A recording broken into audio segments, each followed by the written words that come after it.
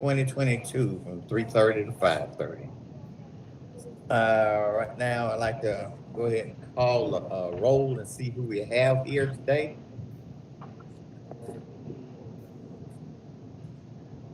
Okay. Brandon Oliver, are you here? Screen one. Okay. Brandon Oliver, are you here today? See, the vice chair is not here. Okay. Georgia said she would be out today. John Basson, are you here today?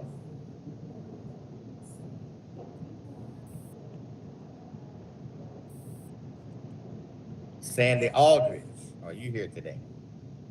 Here.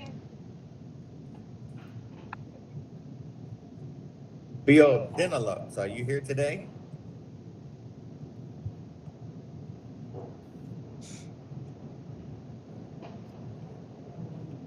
And Bill Loftus, are you here today?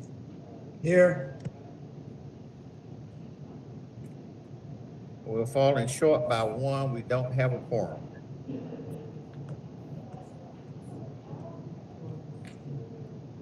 Do you want to give it a few minutes and see if John Yes. or Yeah, because I'm sure Mr. Basson might be in a minute. Because John usually shows up.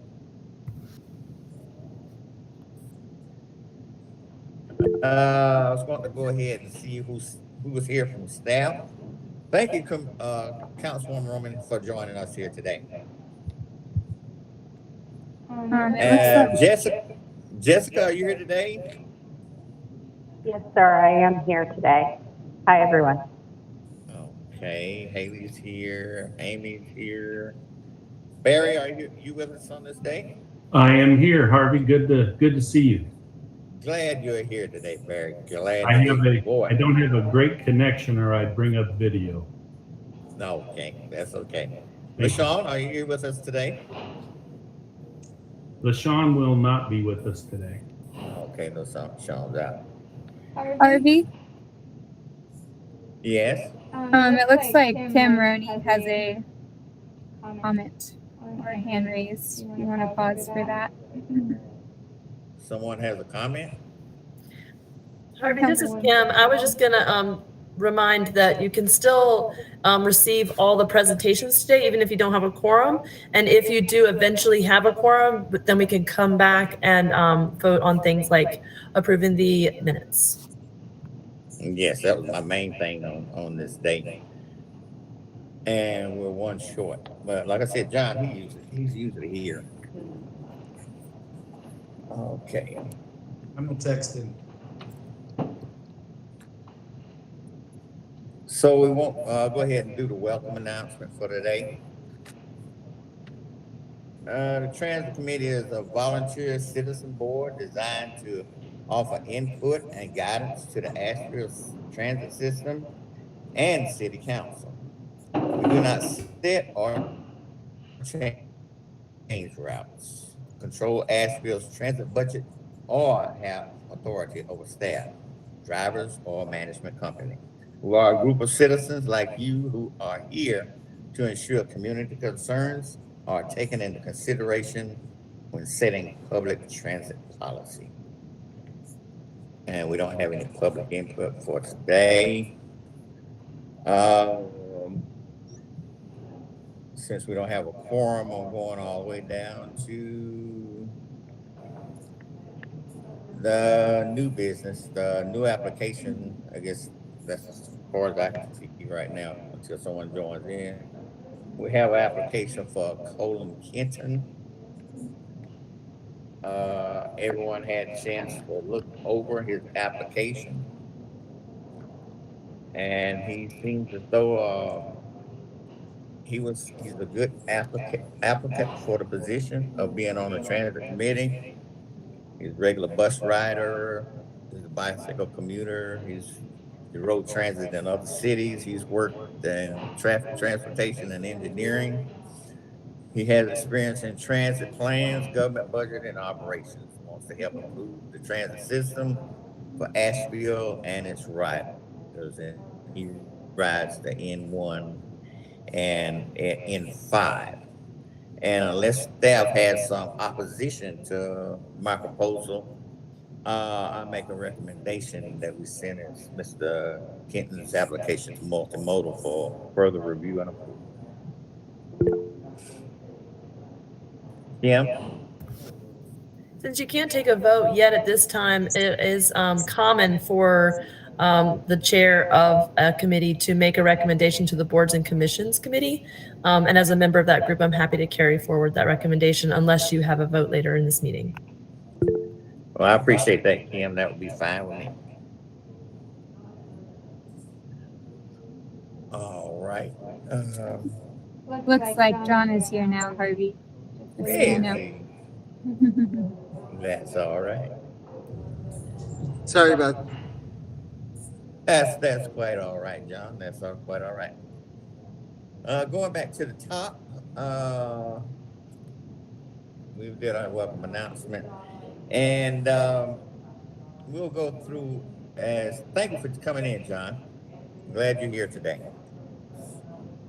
We'll go through the minutes and for review and approval. We have a bunch of them. Excuse me.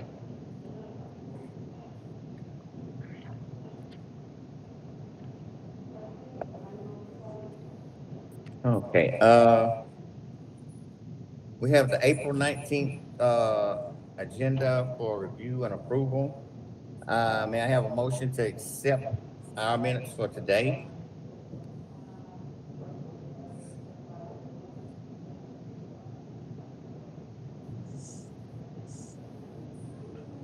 Sandy, John?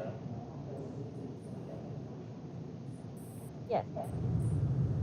I'll make a motion. Thanks, John. Can I get a second? Second. Okay. So how you vote, John? Yay or nay? Yay. Sandy Yay. and Bill? This is for December? No, that's for today's minutes. Oh, for today's agenda, I approve. Sorry. And I vote yay.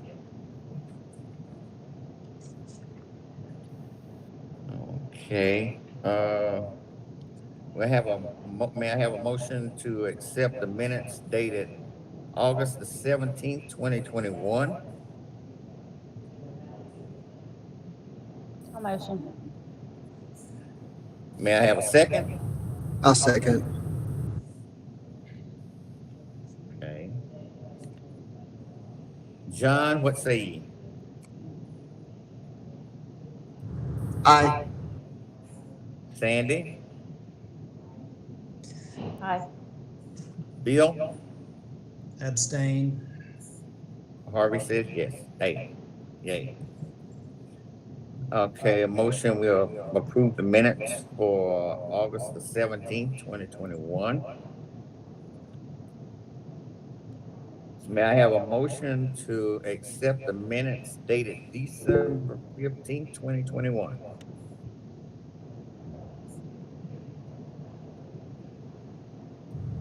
I'll make a motion. Thank you, John. May I have a second? I'll second. John, how say ye? Aye. Sandy? Aye. Bill? Abstain. Harvey says yes. Yay. May I have a motion to accept the minutes for February 15th, 2022? This is Kim, point of order, if I may. Pardon me? This is Kim. I just wanted to offer a point of order. I know this is a bit odd, but because of the North Carolina regulations around public meetings, any abstention that's not approved by a majority of the board is counted as a yes. So if you're in a situation where you may be in the situation of not wanting to approve minutes in a meeting that you weren't in. However, if you choose to abstain, it will be counted as a yes. For that reason, some folks do review the minutes and vote to approve. Either way, it'll be counted as a yes, just so that everyone knows that procedure. Thank you, Councilwoman Rowan. Thank you. Yeah, thank you. I didn't realize that. Thank you, Kim. Yeah, thanks.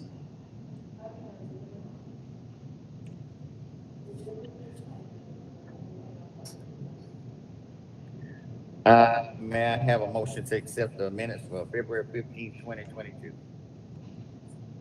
Motion. A motion. I'll second. Okay, John, I say ye. Aye. Sandy, Aye. Bill? Aye. Aye, for me, Harvey Harold.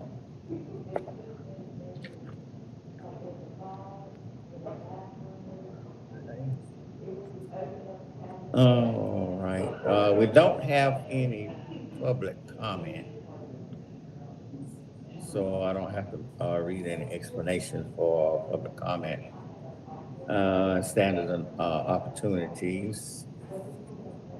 New agenda, I already read the application for Mr.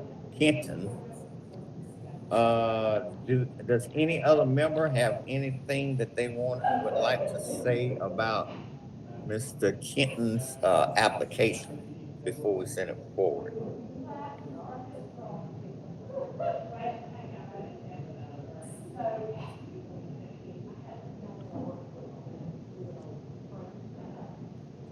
This is Sandy. I think it would be a great selection because he has transportation experience and engineering. So yeah, I think he's pretty focused. And I think he would be a great added member of our team. Thank you, Sandy. Are there any other comments?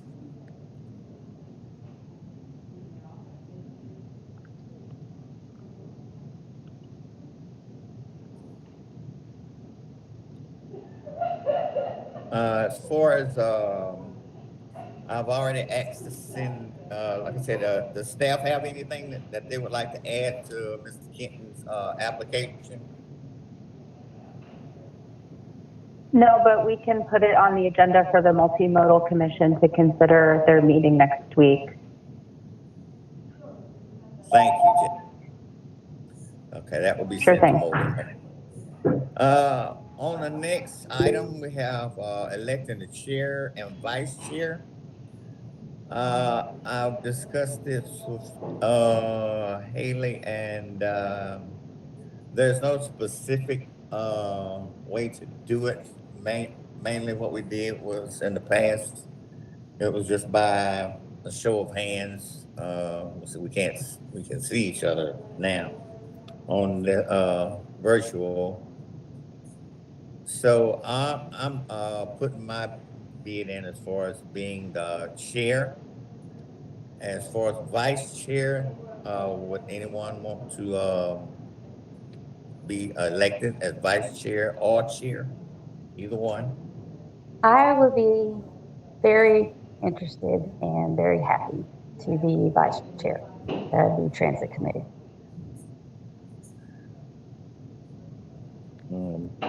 John, how say you?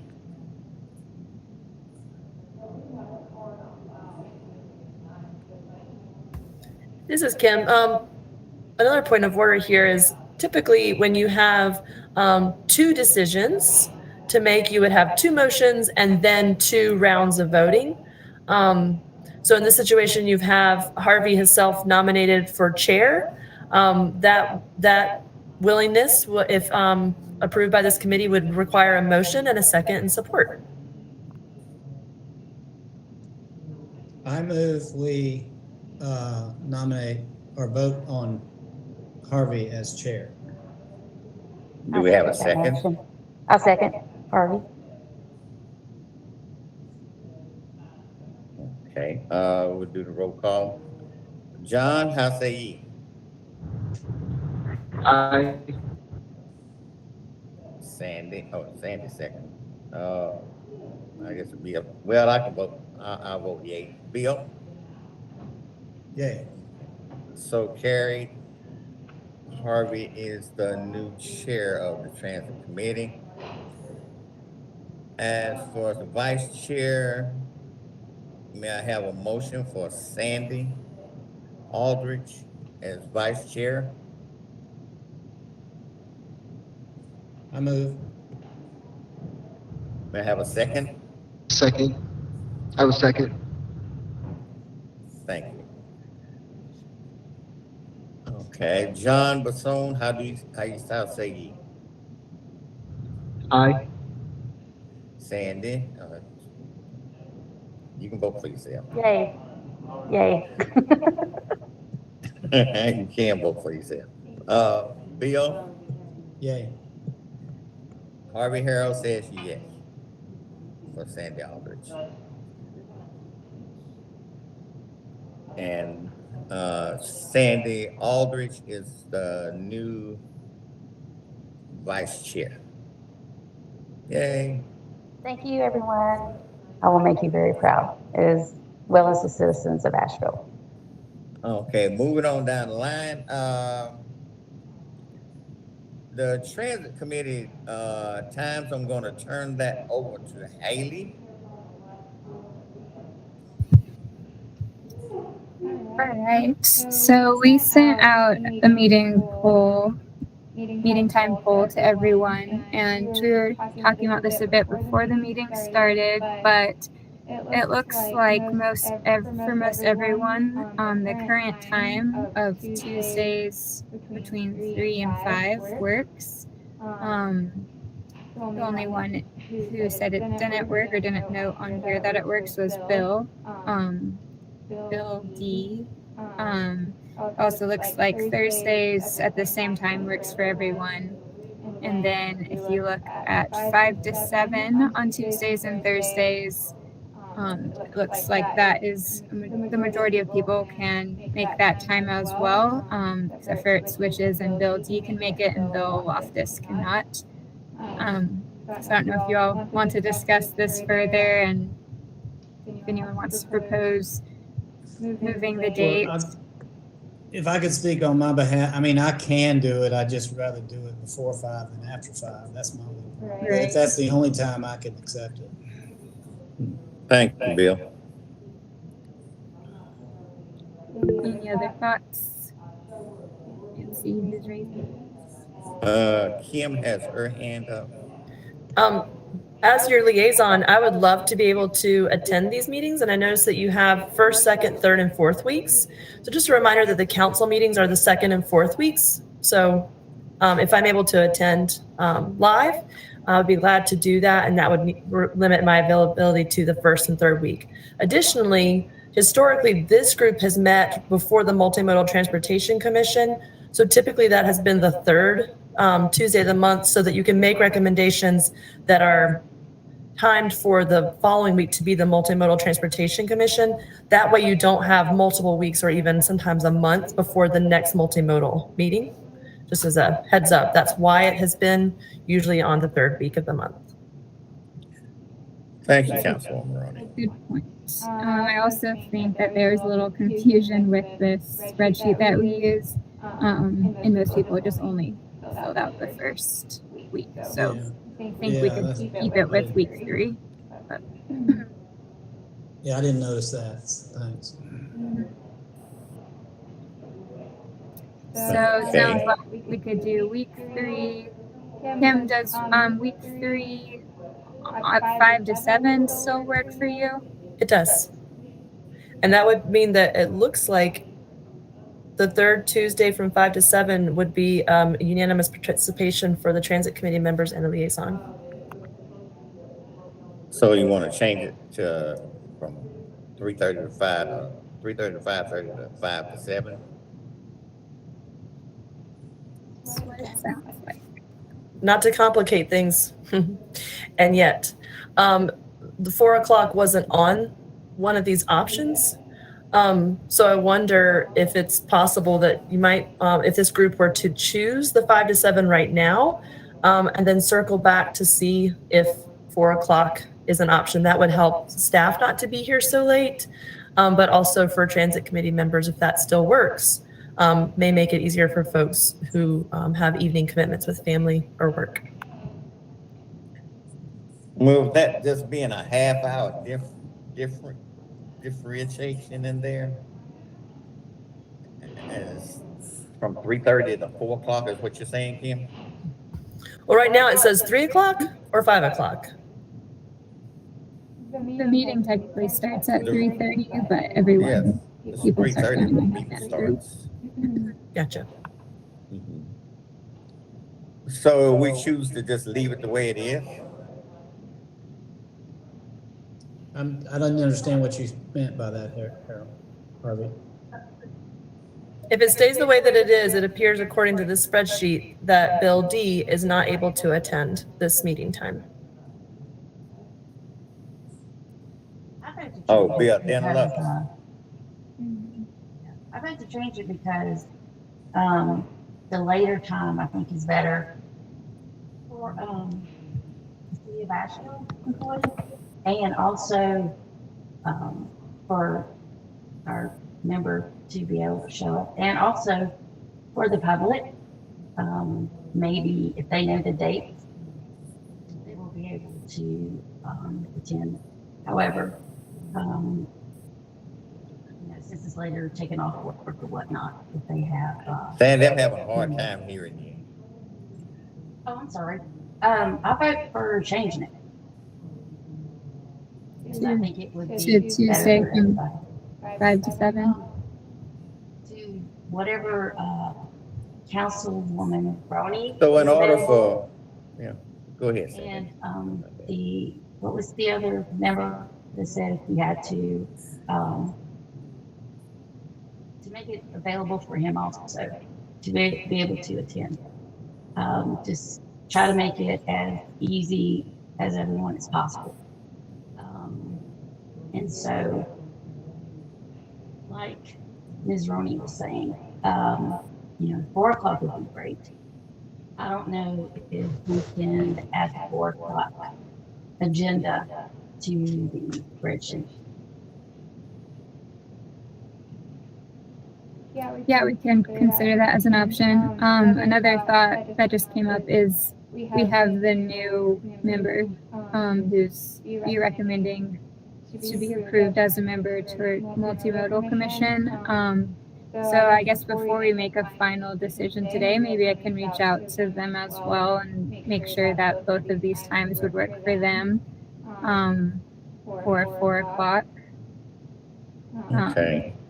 And as well as make sure that if we move the meeting time to 4 or to 5, there's not going to be a scheduling conflict at the back end of things for YouTube and public comment.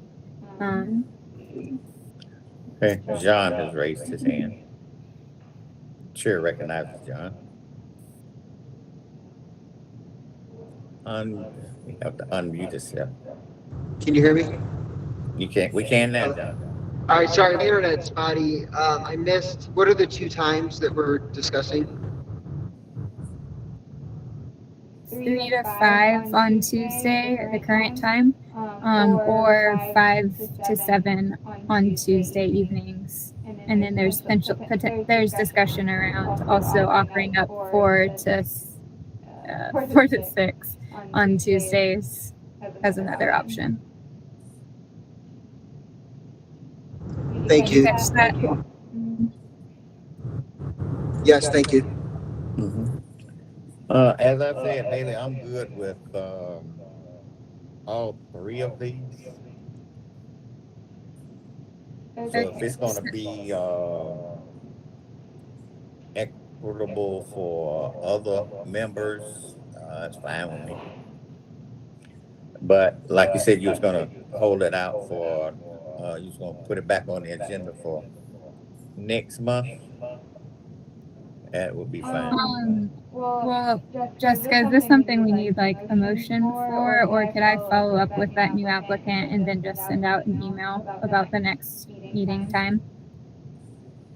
Yeah, I don't think that we need an official motion. I think we Right. can send an email out, and we'll notice the meeting publicly in advance, as we always do. And we can also potentially put out something on social media and iRide alert to indicate that the time is being changed, if that's what we decide to do.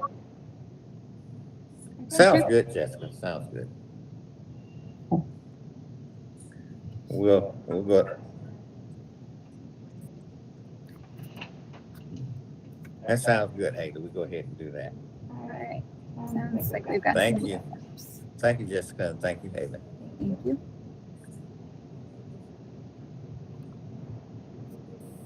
Moving on, City of Asheville Office and Data and Performance, Office of Data and Performance.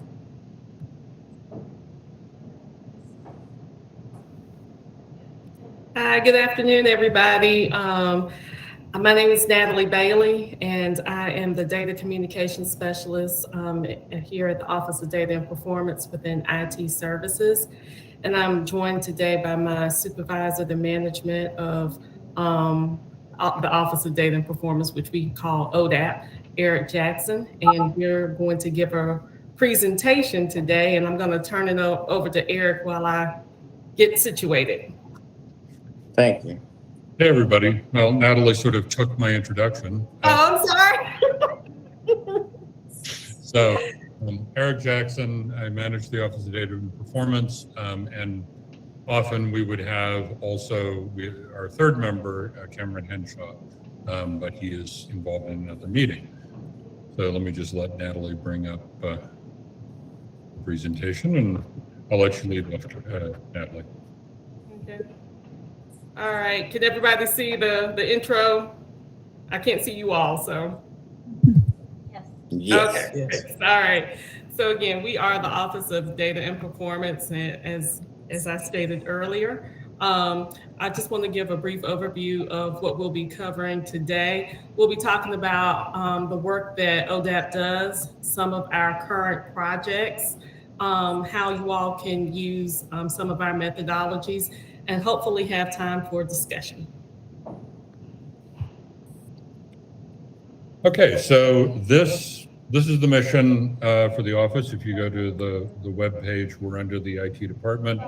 And I just kind of want to emphasize two things in this. And the first is that word empower. So we're not really kind of a service organization where you come and we do all your data work.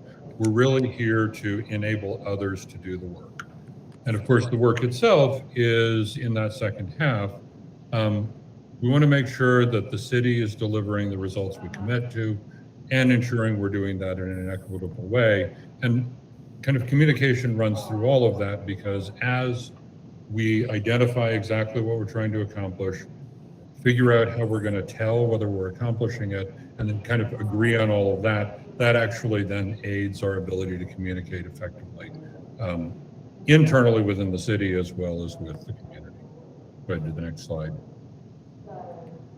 And so that mission we've translated into our long-term goals.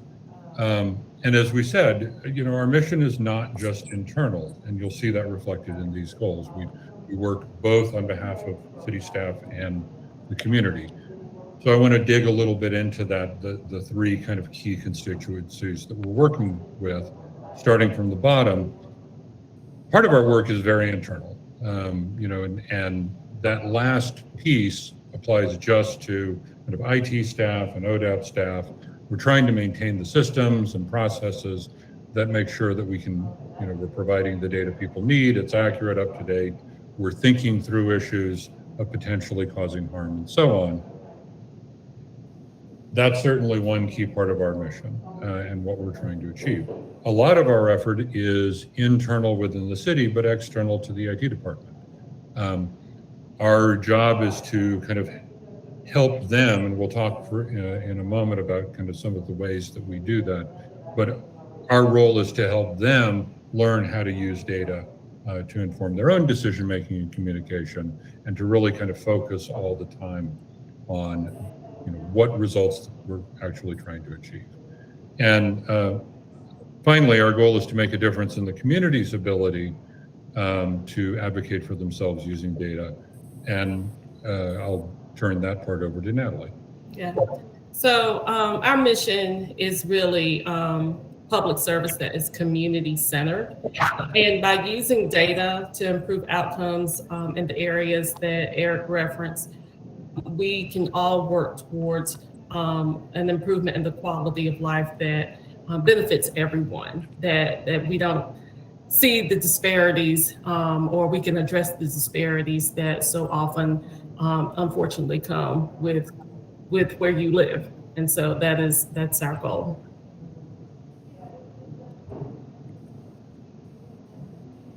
So how does Odap work?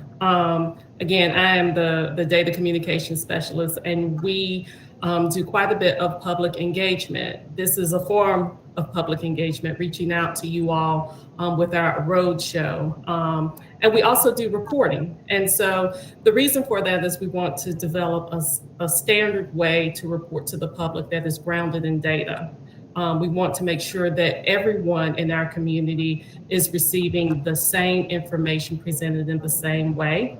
And secondly, we want to create ways for the community to participate in defining what success looks like in programs and services.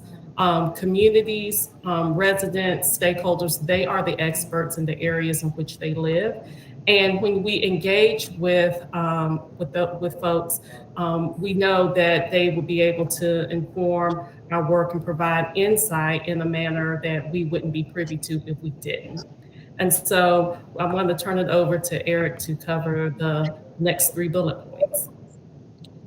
So data-informed decision-making within the city, that's really about the ways that we change how the city does what it does. And one of the things that I learned, I've been working in the city for 6 years. That's also the entirety of my government service. One of the things that I learned very quickly coming in is that if you want to consistently see something happen differently, if you want to introduce a change, you need to build it into the standard processes that people actually use. And of course, the premier city process is the budget. So for example, this year we've been working with budget on kind of data-driven mechanisms for prioritizing investments in capital projects, and just building a rubric so that we have a more systematic way to approach that, rather than trying to hope that everybody will use data, will remember to use data in particular ways in whatever they do. Building it into standard processes is a key part of our strategy. And of course, it's a big change to do this well. And so a lot of our work is focused on helping people learn how to do that differently. That's the capacity building. So we run classes other than a couple of months in the summer where we take a break. We typically have one class each month, either on data-driven decision-making, data equity, communicating with data.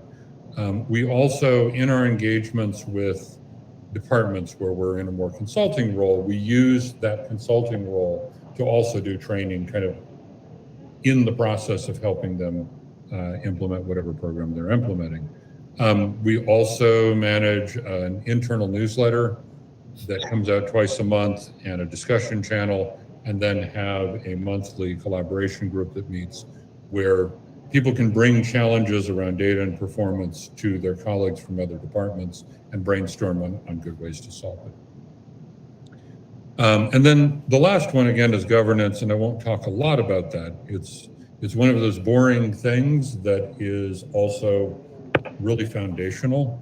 You need data systems that give you up-to-date data, hopefully without anybody having to do anything special, because we're all really busy and the special things will fall by the wayside. You need kind of processes and procedures that are making sure that your data is complete and that it's accurate, that you're catching errors, and doing good quality control. And then you also need to think through kind of good governance processes to make sure you're protecting both against malicious actors, which is a big deal, whether in the public sector or the commercial sector these days, but also really thinking through potential for accidental harm, accidentally putting information out that could be used in ways that are hurtful to parts of our community. Go ahead to the next slide. So some of the things that we're doing here, and I could go on and on about any one of these, and I will spare you.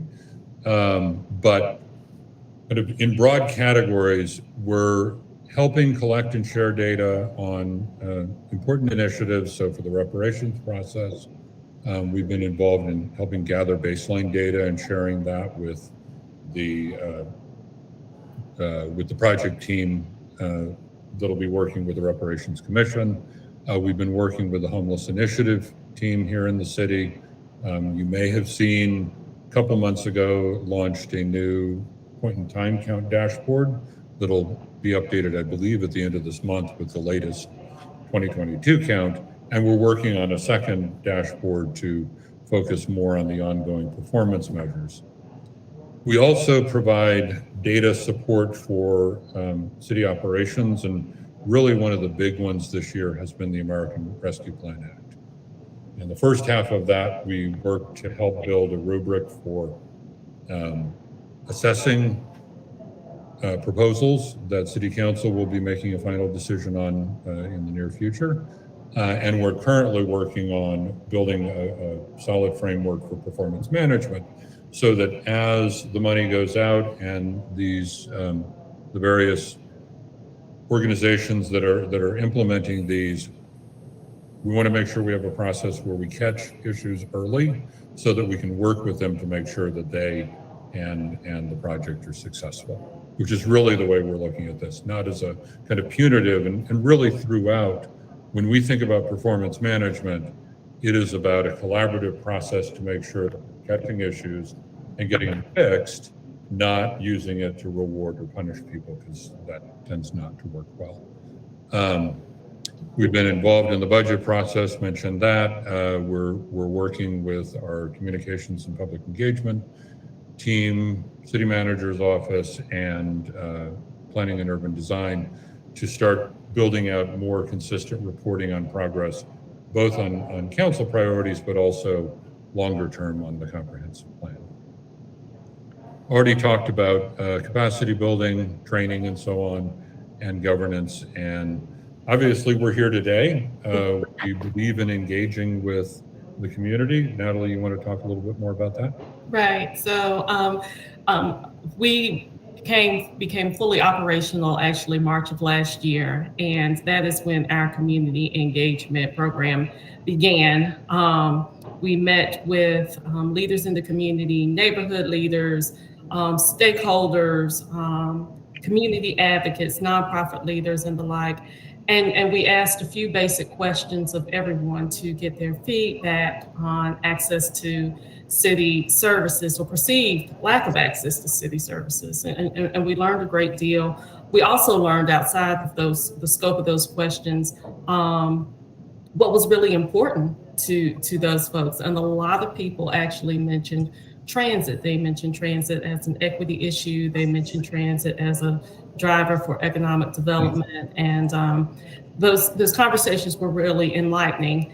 And that led to the development and the creation of this roadshow. And also led to a listening session that we held with Kayla students who are the city and county interns that come and work with the city, with city government in the summertime, about their perceived or very real experiences with lack of access to city services. And that was an amazing and an enlightening conversation, just to hear from younger people and get their worldview on how not only that aspect, which we were listening to them about, but also just about a myriad of issues that they face as folks who live here in Asheville as well. And so we continue this engagement. We continue the roadshow. We are planning community trainings for the second half of calendar year 2022. I can't believe we're approaching the second half of the year, but here we are, it's readily approaching. And it's a commitment that we have made as an office to continue this engagement because while numbers are important, they don't tell the whole story, and there are only certain aspects and information you can receive by engaging with folks and getting narrative data. So, it's easy to talk about doing data-driven decision-making, using data to make, to track how we're doing, et cetera, et cetera, et cetera. In order to really do that, you need a structure. And you need a framework for kind of approaching this systematically as an organization. And what we've done is adopted something called results-based accountability. It's a framework that is pretty broadly adopted both regionally and more broadly nationally and statewide. It's also the foundation for the Racial Equity Toolkit from the Government Alliance on Racial Equity, which is how I discovered it in the first place. But I think the most important reason we've picked it is that it's really simple. It focuses on using common language and simple concepts and just really grounding in a set of basic questions, which I put here. There's a full RBA, which is 7 questions, slightly more complicated than this. When we get people started off, we use this 4-question and go back around kind of formulation, where all we're doing is, if we're working on a project or an initiative, something where we're trying to create a change for the better, we want to start by asking who we're serving, who are the stakeholders in this, both the ones who are going to be positively impacted and those who are negatively impacted. And this, I should just kind of point out that this is a natural place to bring in equity. They align really well. And then to clearly identify what it is we mean by better off in that change. What are we trying to accomplish for the community we're serving, the customers that we're serving? And then how do we tell? It's great to say we want to make the world a better place. We need to come to an agreement on what it means to be better and how we're going to measure that. It can be, number data, it can be narrative data. The core, the key is that we have to come to agreement about how we're going to collectively monitor this and be able to tell if we're actually accomplishing what we want. So that's identifying performance measures. As with any performance management system, you need to start by establishing a baseline. One of the things I like about RBA, which is typically how we refer to results-based accountability, is we go a little bit beyond saying where are we now, and we look at the trend and where we expect things to go if we don't change anything. And so by identifying where we think things are going to go, where that curve goes in the future, we are able to say, okay, this is how we want to turn that curve in a direction that leads to people being better off. And then in that context, we decide what we're going to do next, define the strategies. One of the things that's really powerful about any sort of framework like this is by starting with the results, starting with the end you're trying to achieve, it's actually much easier to find some common ground, even among people who are going to be in disagreement about strategies. You can often find common ground around the results you're trying to achieve, how you're going to measure them, and then you can do something simple like we'll try the cheaper, easier thing first, and if that doesn't work, we can kind of move on. But all of this is intended to be a cycle where we know the first thing we're going to do may not work or may not work as well as we hope, and so we're always going to be cycling back and working to improve as we go. So ways that this applies to you all, Obviously, these are questions that are useful for anybody who's trying to achieve, have some impact in the world. So you can use it in this work or outside this work. Really encourage you to ask staff these questions. What is it you're trying to achieve? How are you going to measure it? How are we going to be accountable to the community for the success of this program? So use this as part of the framework for conversation with staff. And then wherever possible, use them in your own communities, because ideally we would love to see over time that we start to build some shared language and shared ways of thinking about the performance of the city and other organizations. The same framework is being used by the county in a number of areas. So as we start to use kind of this language, it becomes easier to have some of these conversations about results and progress. Next slide. So that's what we have for you today. We'll be sharing out the presentation with the links in here. We have a quarterly newsletter that goes out, which we would encourage you to sign up for. You can always look at the webpage. We've got, we update that monthly with things that are going on, and then you can also find out quarterly.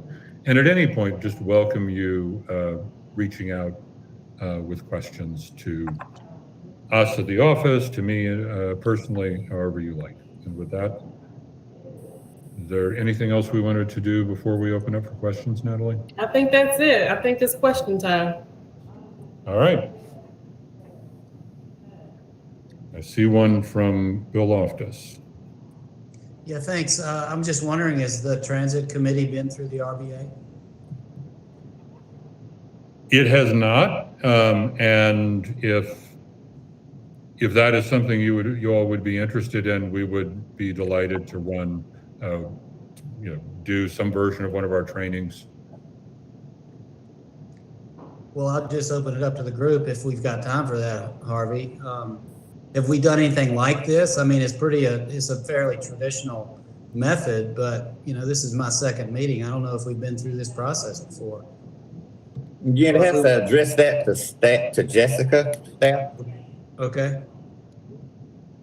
because they would plan anything like that. It will come through them. Jessica, so I'll turn the question to you. Is this group, either the committee or staff, been through the RBA process? I'm curious what it came up with.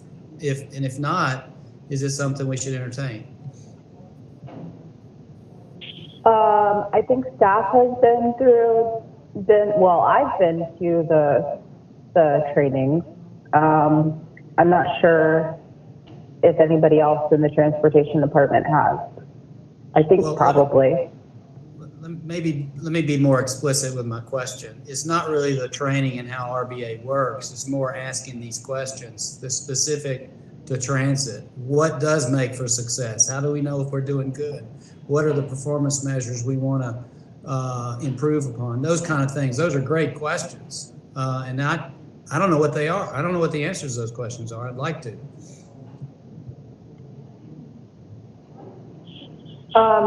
So we do have a number of data, data points that we collect on a monthly basis that are included in your agenda every month, including on-time performance and missed trips and things such as that. We have performance measures in our contract that speak to those things, but there's potentially other performance measures that could be looked into depending on whether or not the data is actually able to be collected. But we do collect probably more data related to transit than I would argue almost any other part of the city. Yeah, I've noticed the reports. They're voluminous. Mm-hmm. Yeah, I would say transportation and transit in particular, to Jessica's point, is definitely one of the more forward, is further along this path than most. I think partly, Jessica, I think you're required to report a bunch of stuff because of funding to federal government and others. So there's tons of data, and we've had conversations with Jessica and the department on kind of some of it can be hard to collect, but a lot of it is already being collected. I think it's always worth kind of coming back around and asking the question, are we clear on what we're trying to achieve and whether we're achieving it? There may well be additional things that you want to do, and these questions can kind of elicit that. But just to underscore what Jessica said, I wish more departments were like transit. Okay, well, I don't want to belabor the point. I don't know about that. Well, depending on how you mean like transit, yes, but. Yeah, I don't want to belabor the point. I know we got a long day, but I would like to know, how do we know what good looks like? Because it's not clear to me what good is in terms of ridership, in terms of, you know, how full buses should be, how frequent should our movements be, things that matter to the person that needs to ride the bus. I don't know what good's supposed to look like. So I see the data, but I don't know what constitutes a home run.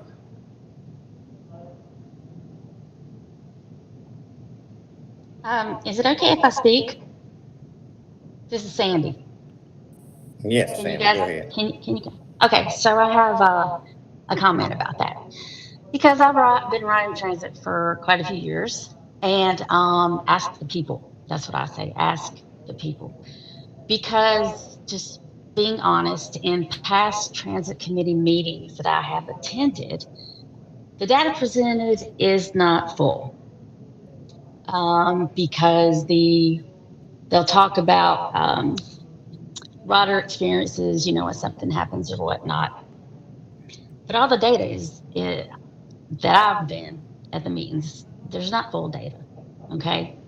And I'm going to make it a point to talk to other riders, customers like myself, and really get down to problems that need to be looked at, and in the accountability of RAP Dev, and maybe even somewhat of the city of Asheville, to the Asheville citizens and the customers of the city of Asheville bus system.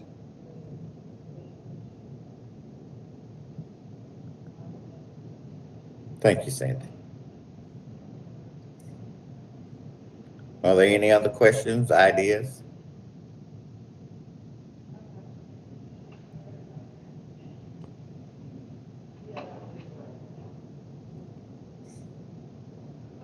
Natalie and Eric, I thank you for your presentation, and it's good for enhancing and empowering the community and the city of Asheville. I'm glad y'all. This makes the second presentation that I've heard from y'all. I was with the Human Relations Commission on theirs as well, but it's a pleasure seeing y'all again. Well, thank you so much for giving up some of your valuable time. And again, we'll share through your staff liaison, we'll share the presentation with you all, and do feel free to reach out. Thank you.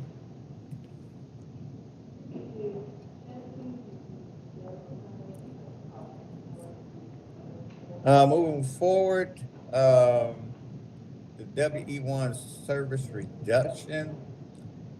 I'll let staff, Barry, you want to handle that? Jessica, do you want me to take this, or do you want to? Oh, go ahead, Haley. Thank you.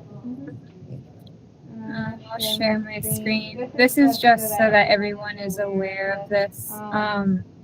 So we have been struggling with, this isn't new news, but struggling with driver retention and driver recruitment. And because of that, there have been a couple of different effects, but one of the consequences of that is that it leads to more call outs or missed trips when there aren't enough drivers to run all their routes. So, in order to address that, we took a look at the different routes and the number and potential service reductions that would save us some drivers. And the solution that we have implemented is a reduction of service on the W1 route. And so we've probably received rider alerts about this. This has already been implemented because we had to act pretty quickly. But from the art station to the VA and back, there was previously a 30-minute frequency, but for the time being, that has been reduced to an hourly frequency. And doing this saves for drivers, which can then be used on other routes. I personally haven't received any major complaints. We are monitoring the bus load to make sure that overcrowding isn't happening. We can think of solutions if that does become an issue. But so far, there haven't been major issues. I don't know if you all have had any other experiences that you want to share, but wanted to make you aware of this. And we don't really have an end date that we know for this going back to normal. It really just depends on attracting new drivers. Are there any questions or comments? Um, Go ahead, Sandy. I Sure. am, since I'm finishing the semester at AP Tech, and after I finish my professional personal trainer test, I have ideas outside the box to attract new drivers because they are desperately needed, and I know they're out there. There just has to be more ads in more places because some people do like to work, and there are some people out there that, they're great with people. They're people friendly, and that's what we need. So I'm still going to be positive about this. Thank you. Thanks. Did you want to talk about any of those ideas now? For driver recruitment? Yes. So with being on the CPAC committee, the Citizen Police Advisory Committee, which still may be back and running, I know a lot of reporters and with WLOS, and I'm going to talk with someone there because they shouldn't mind running an ad for the community. And then we have spaces in the city where there's a lot of traffic. And those spots, because I know people that would even stand there all day just so we can be a service to the community and get more drivers. Because I think we're very important. And because no one knows day to day what's going to be happening with gas and whatnot, food, whatnot. So we really need a very, very viable transit group, that is thinking about this on a daily basis. No one in this city knows if they're going to have to ride the bus at any given moment. Things happen. And they should be able to ride the bus without any, I don't know why torment is coming to my brain, but it is, from any of the drivers. But that's for another meeting. And even I'll send emails about these types of situations because honestly, I am an advocate for many, many customers. They trust me and they know I'm trying to help. So, yeah, we'll keep working on this. Thank you, Sandy. John has his hand up. Sure recognize John. So if these positions are filled, would we potentially resume service? I mean, what was the process to resume regular service, I guess, if those positions are filled? Like, is it automatic? Is it something that you have to look at and seek approval, or how does that work? We wouldn't have to seek approval. So we're supposed to have approximately 65 drivers for current service to be comfortable in staffing level, and we are closer to 51, 52 right now. So there's a lot of overtime that's being used. There's a lot of having to pull in supervisors and dispatchers to actually drive routes.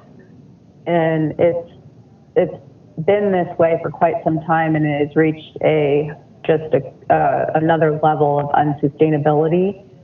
So what this cut does is it gives us a 4-driver buffer, if you will, to place those drivers into gaps in service.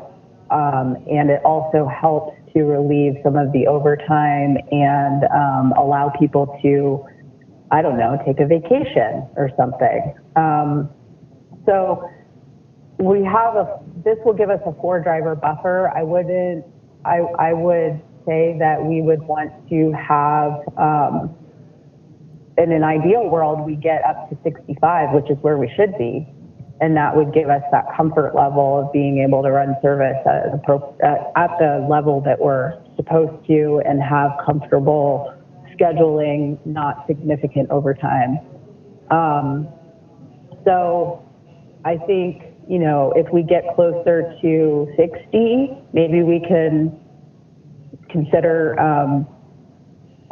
bringing it back online. But we also have to just be careful that we're not starting it up and then yanking it out again. We want to be at a safe space, if you will, in our levels of staffing, so that we're not going back and forth, and it's that predictability that we're trying to create for everybody. So it's not a super easy answer. Sorry, John. I'd like to be able to say like a specific number of additional staff. I think it's probably around 60 is when we would start to feel more comfortable, but really we need 65 just for the current service.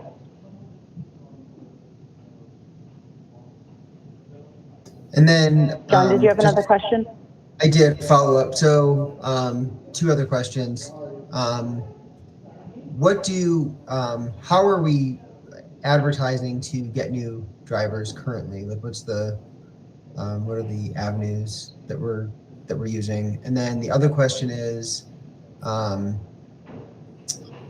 what's the pay for a bus driver in Asheville, the average salary? Barry, do you want to take those? Can you? Sure, I can jump in on that. I think the numbers that you put out there are accurate, Jessica.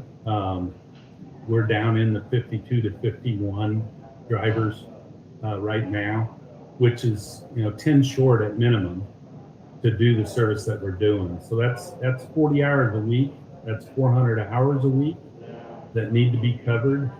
And having the drivers freed up from the work that they were doing on these routes, this route that has been cut back, has helped to alleviate some of the pressure in filling open pieces of work. And we'll continue to do that at the level we're doing it at now. We have currently 3 people in training. One, I believe, will be out early next week, and the other 2 will follow, the week or 2 behind that. We have another trainee that is scheduled to start Monday.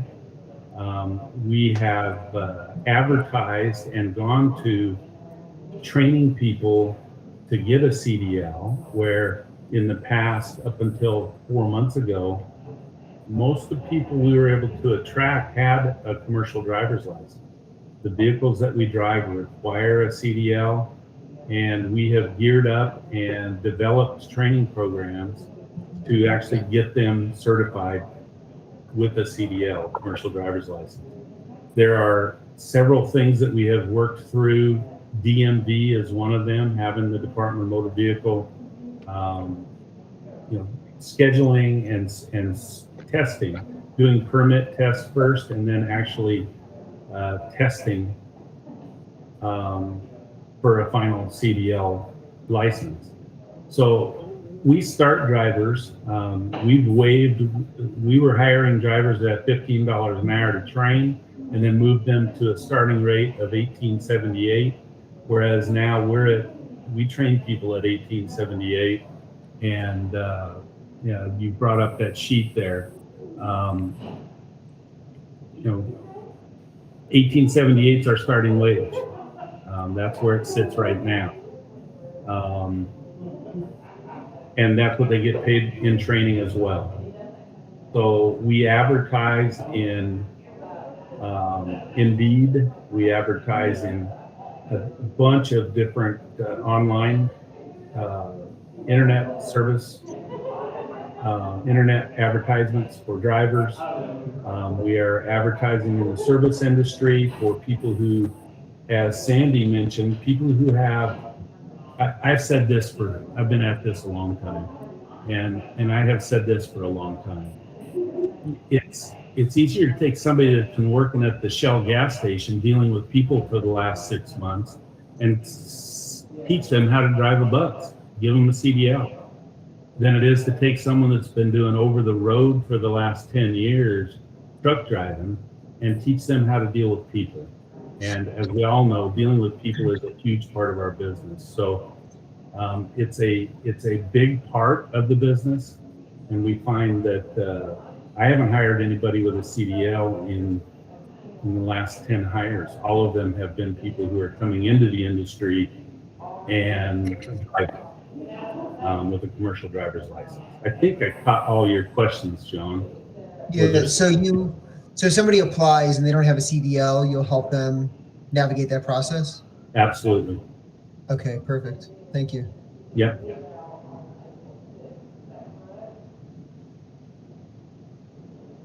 Is there any other questions on that? Yes, Barry, I was on that same subject as well. As far as the advertising for, drivers, there's a lot of advertisement on the buses. There's TV advertisement, and the other thing that I've heard there might be a problem with. Does the $2,000 signing on bonus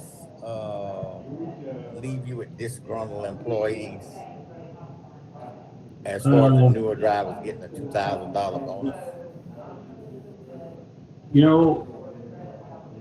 Over the years, you're going to have different avenues to attract new hires. I haven't had anybody that's really expressed a complete dissatisfaction with the fact that we've had to go to that to have new hires. We've been offering that $2,000 bonus for well over a year now, and they get 1,000 of that a week after they go into revenue, and another 1,000 6 months in. We also have a referral bonus for the current employees that can earn a bonus. I believe it's $500. The same time that new hire gets a $1,000 bonus. If someone referred somebody, they'll get $500 after the first week of revenue, and then 6 months later, another $500. So we tried to make it attractive for referrals as well for the current employees. If they have somebody that is interested in getting a CDL and or has a CDL doing truck driving that wants to drive for us. And the next question I have is, as far as when you're training somebody,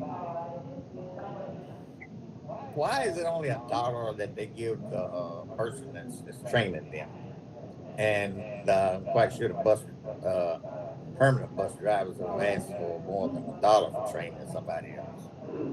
It's just $1 on the hour from what they're getting paid. Well, that's been an amount that's in their contract. It was negotiated with the union, and it's part of our contract with the employees. It's been that amount for a number of years. I've been here 3 now. It's been that amount since I started. Okay, thank you, Barry. Yeah. Bill has his hand up. The chair recognizes Bill Loftus. Thanks. I'm just wondering, are there other ways to get drivers other than hire them? Are contract workers available?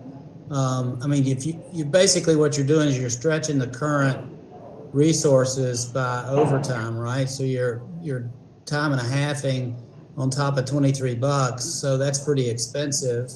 What other options have you done? Because this seems pretty precarious. I mean, you've basically taken a route and you've taken its capacity, dropped it by 50%, and I can't help but believe that there's a lot of people out there that are getting stranded without service.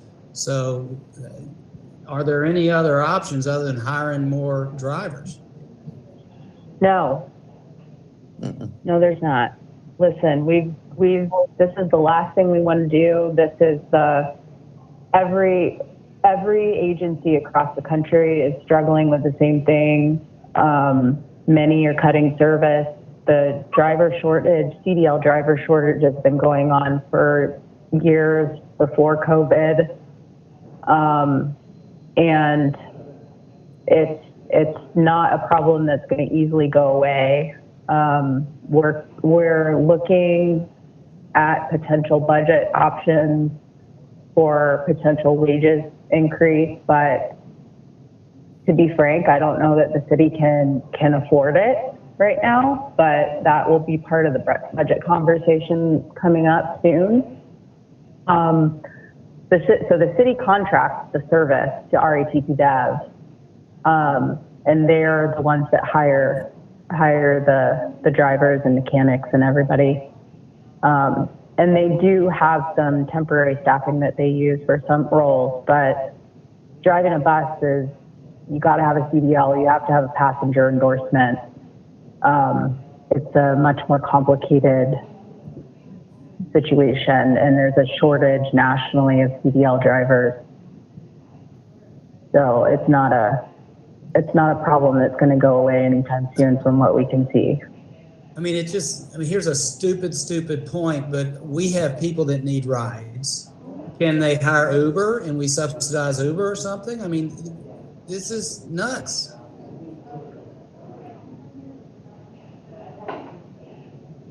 You know, maybe, Bill, I don't disagree with you. So this route that we chose, it's not a totally 50% cut. It's half of the route cut in half in frequency. And then there's not redundant, but there's parallel service through some other routes. This was the route we chose because we felt it would have the least impact.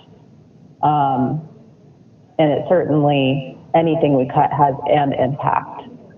But this is where we're at right now. And every other industry in the country is suffering the same thing.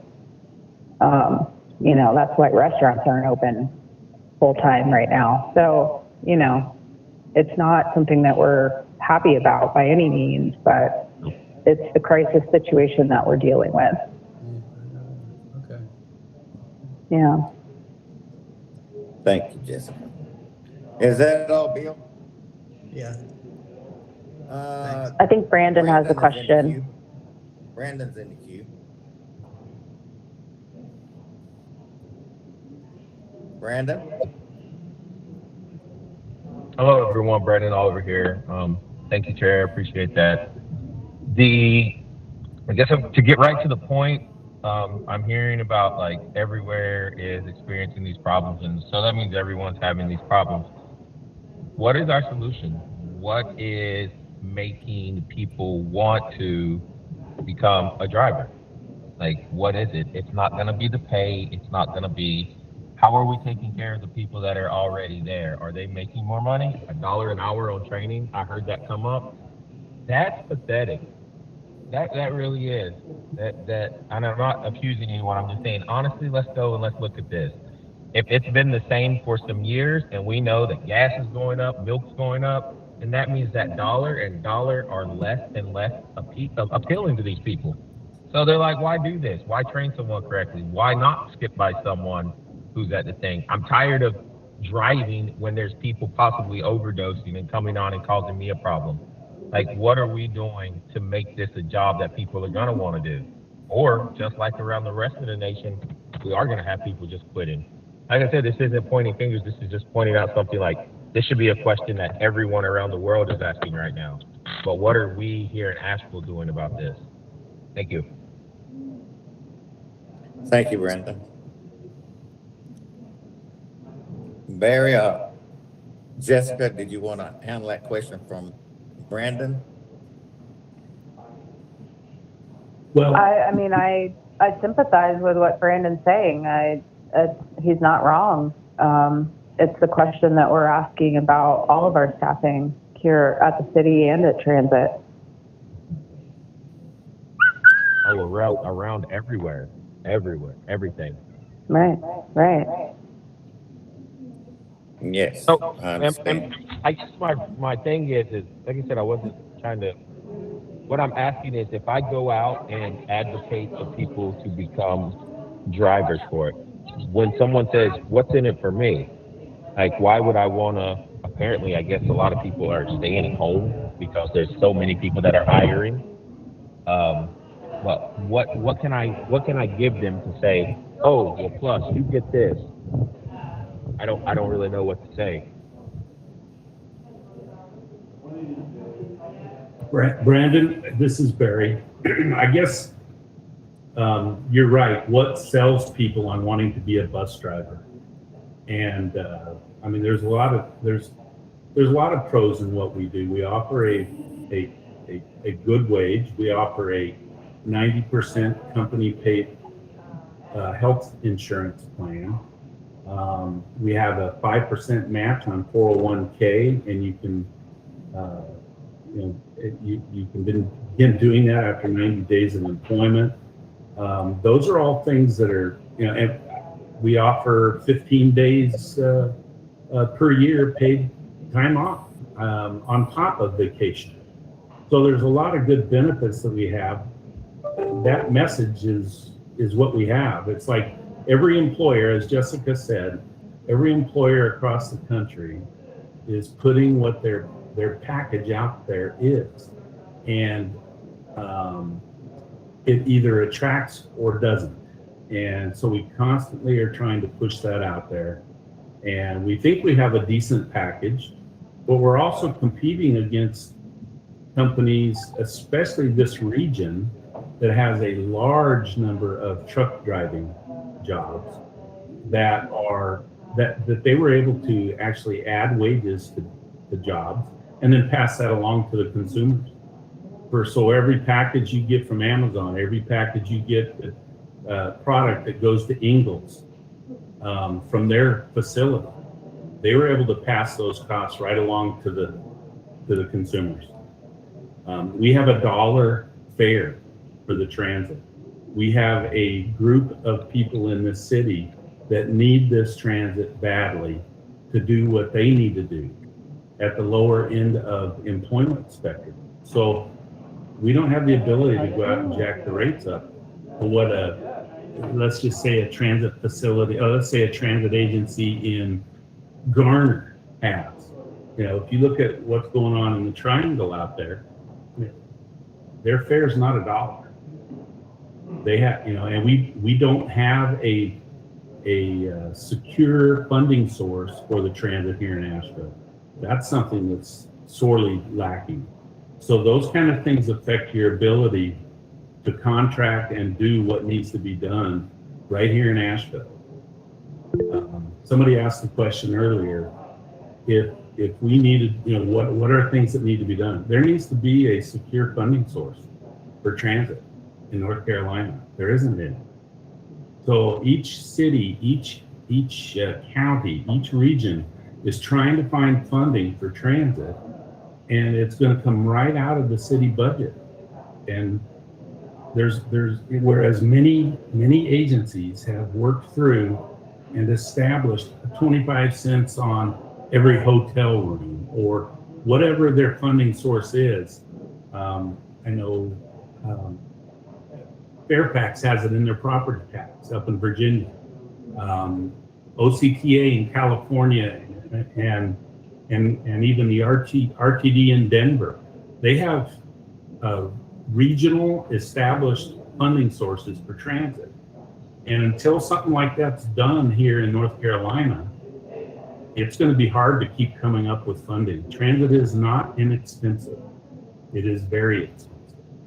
And you have to have the resources to fund it. And when you don't have those resources, you get into a position where we are right now, where, you know, we run into a lull of trying to get people attracted to drive. And that's what we're facing. We don't want to cut service. Absolutely do not want to cut service. And we had long discussions about how to get where we need to get to, at least in a short term, to buy a little time to where we do fill up those ranks and then be able to run the full service we've committed to. Barry, this is Sandy. You have made such a quality statement. The state of North Carolina, which needs working on in all sorts of areas. But I would like to bring up, as far as present needs, many customers have been late on their route because it seems to be a majority now of the drivers are showing up when they want to.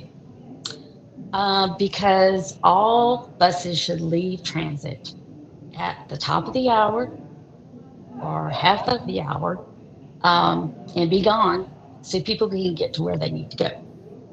It was just a few that were starting to do that.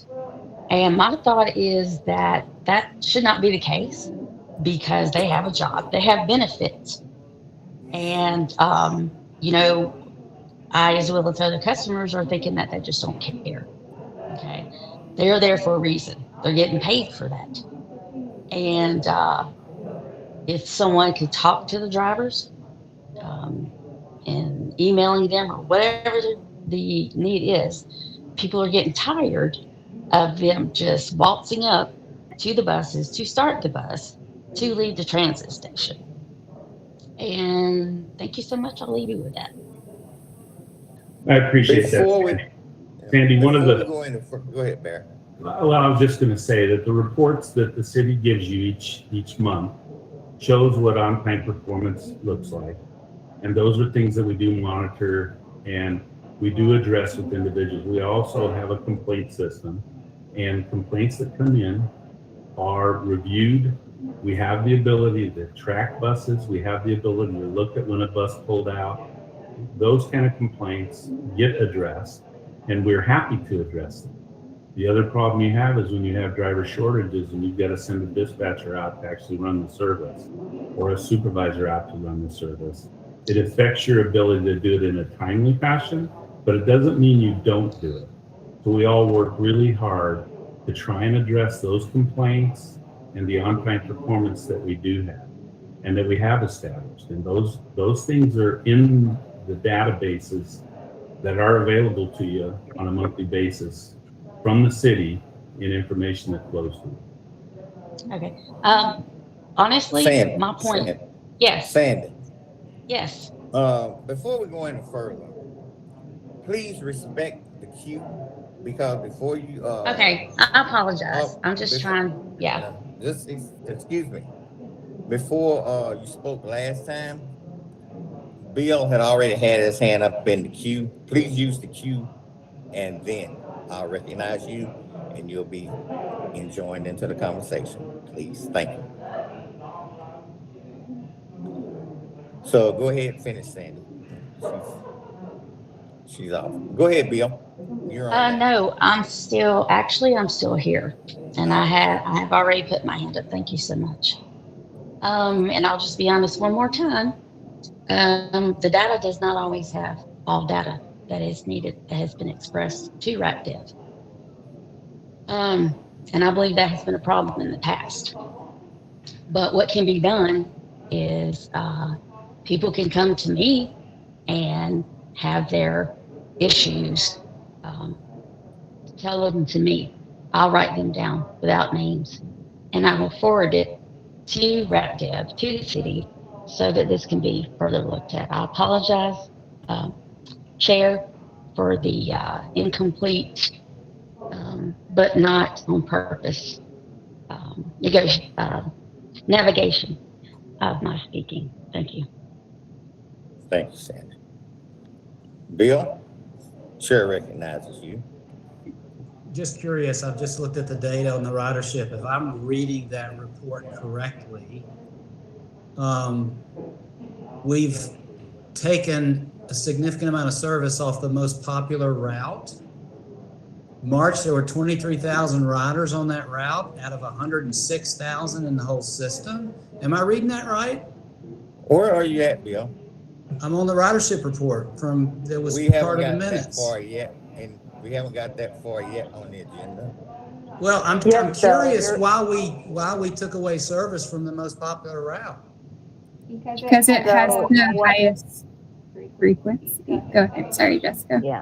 Yeah. So it sounds counterintuitive, but it's not.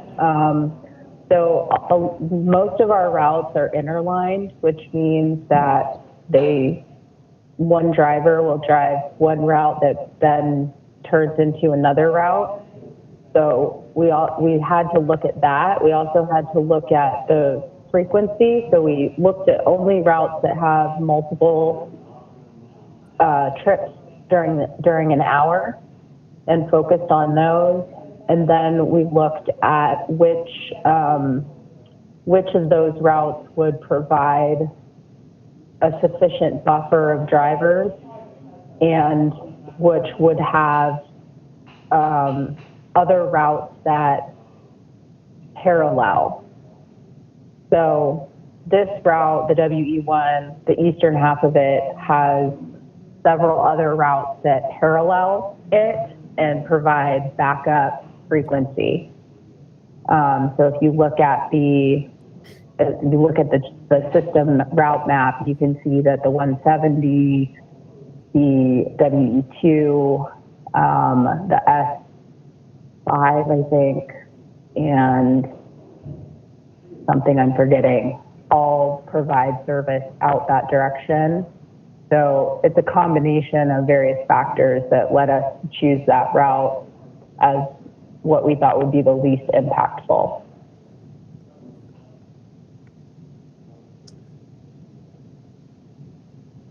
Yeah, that's definitely counterintuitive. We potentially have more dissatisfied riders on the most popular thing is the way the.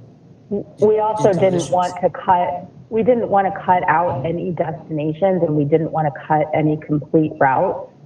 So by looking at routes that have multiple frequency during the hour, that was the first step. Secondly, looking at routes that have parallel routes to provide backup service. And then what would help with scheduling. Those are the three criteria that we use to make that decision. And a parallel route means it runs on the same street? Essentially, yeah. So there's 3 or 4 different routes that run on Tunnel Road, and then they split at a point along Tunnel Road. And then we're not cutting the WE1 Eastern section completely. We're just reducing it from 1 hour, 2 times an hour to 1 time an hour. So for example, like the S6 or the S3, they run every 90 minutes. To cut one of those, even though the ridership is less, it completely takes out an area of the city and being able to get to that location. All right. So it's a lot more complicated than ridership. Got it. Okay, you've explained. Yeah. Thank you. Okay, thanks. John, the chair recognizes you.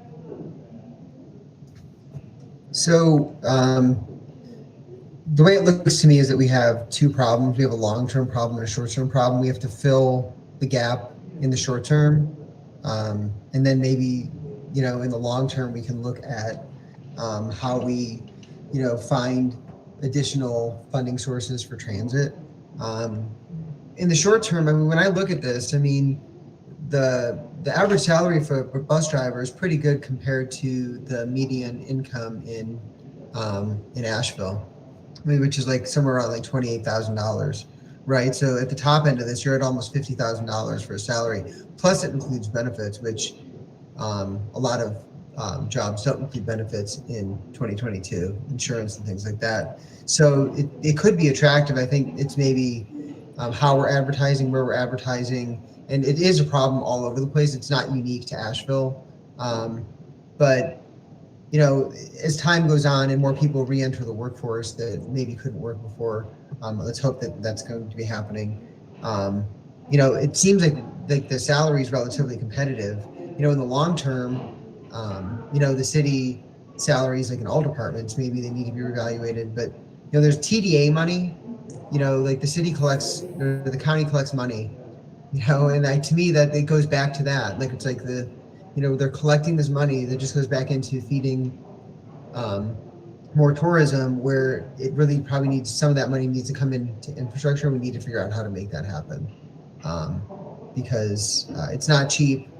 And maybe there's a way to get some tourists onto public transit and get cars off the road. If it's done properly, and because right now we have a transit system that's relatively inefficient, and it doesn't have circulator routes. A lot of the routes go back to the transit center. Almost everything has to go back to the transit center. So if you want to get on a bus, like for example, from my house where I live in Kenilworth, if I get on the bus near my house, it takes me directly to the transit center. But if I walk down to Biltmore Avenue, I can get directly to like Pack Square, for example, right? Where a lot of those routes they automatically go to the transit center instead of having circulator routes in neighborhoods. Bill and I have talked about this, and Kenny, in some of our, one-off conversations, but the tourists that come to this town aren't using our transit system. And I think that there's a way to fund the transit system using tourist dollars that it needs to be explored further at some point to solve the issue of how expensive it is. And if we want to actually expand routes and expand transit, we've got to find a way to fund it. And there's money coming into Asheville in Buncombe County every day from the outside. But we need to find a way to capture those dollars, and that's going to the rest of the state of North Carolina, but it's going to have to start here. We have to lobby for it. I don't know how to make that happen, but that's what I see as a solution for funding, is to take that tourist money and put it into the transit.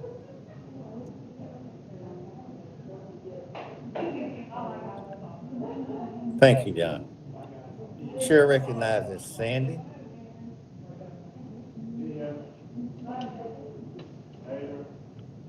Sandy.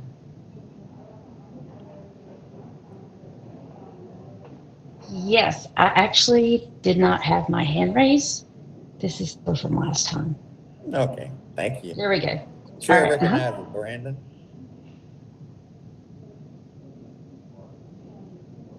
Are you still there, Brandon?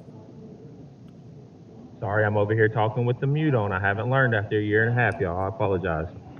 I just wanted to tell John, I get down with what you just said. It's a reality that tourism around here brings in a lot of money, and that they don't use the transit system. And we don't want to have to raise the price. There is a way to get funding. If there's so much tourism coming in, there should be a way to get a small percentage of that and put towards transit, the things we need.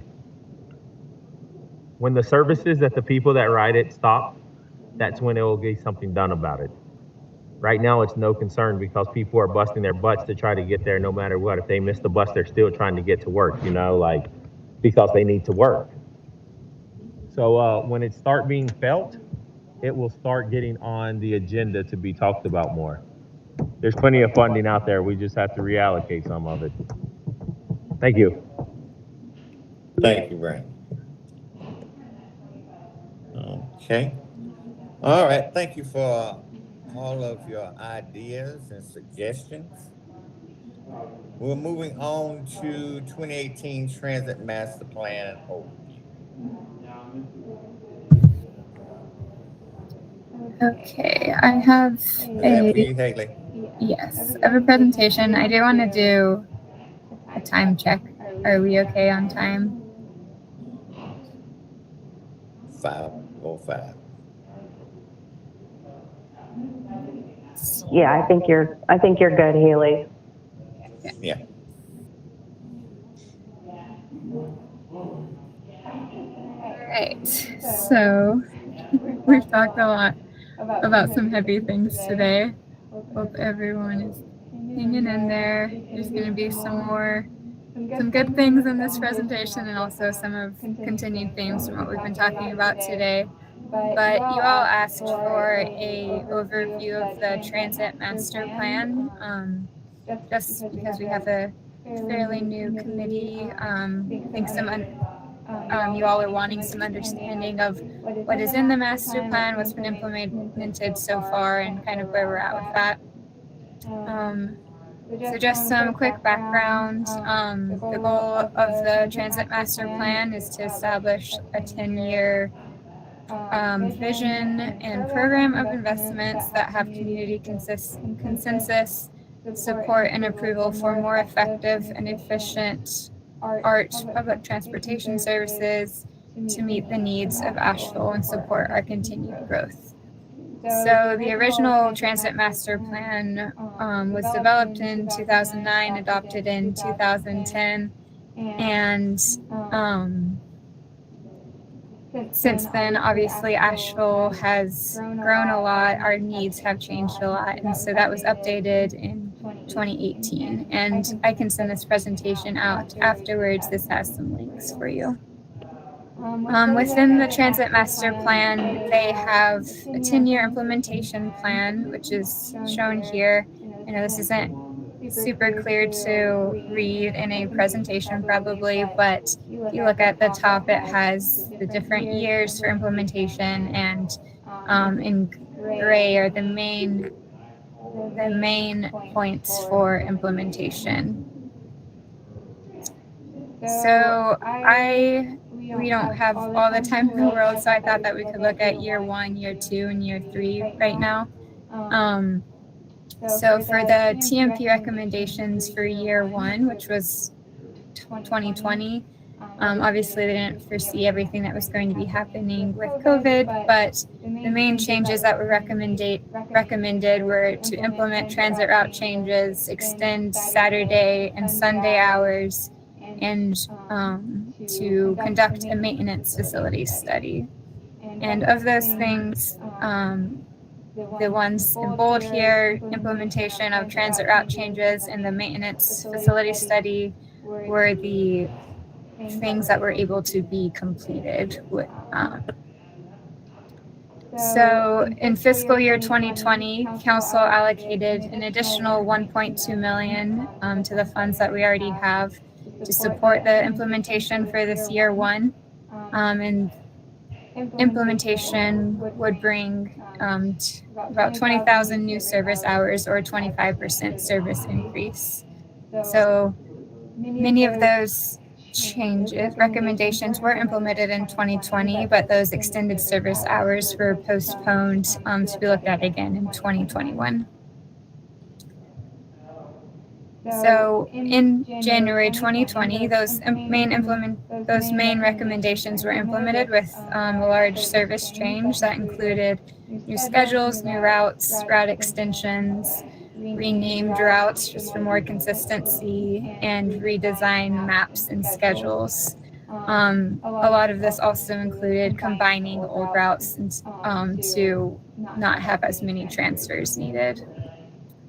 I'm not going to go through every single change that was made, but again, I'll send this out afterwards if you want to take a look.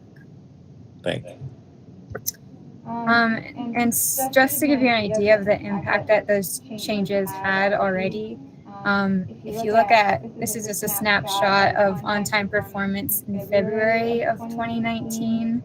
The overall on-time performance for our entire system was during this month around 65.8%. And then a year later, after those changes were implemented, it went up to 70%. I know Bill asked about a reference for like what is good when you're talking about different data points. For a city our size, this is actually good. I think like 80% on-time performance for any system would kind of be like already outstanding. So just for a bit of reference.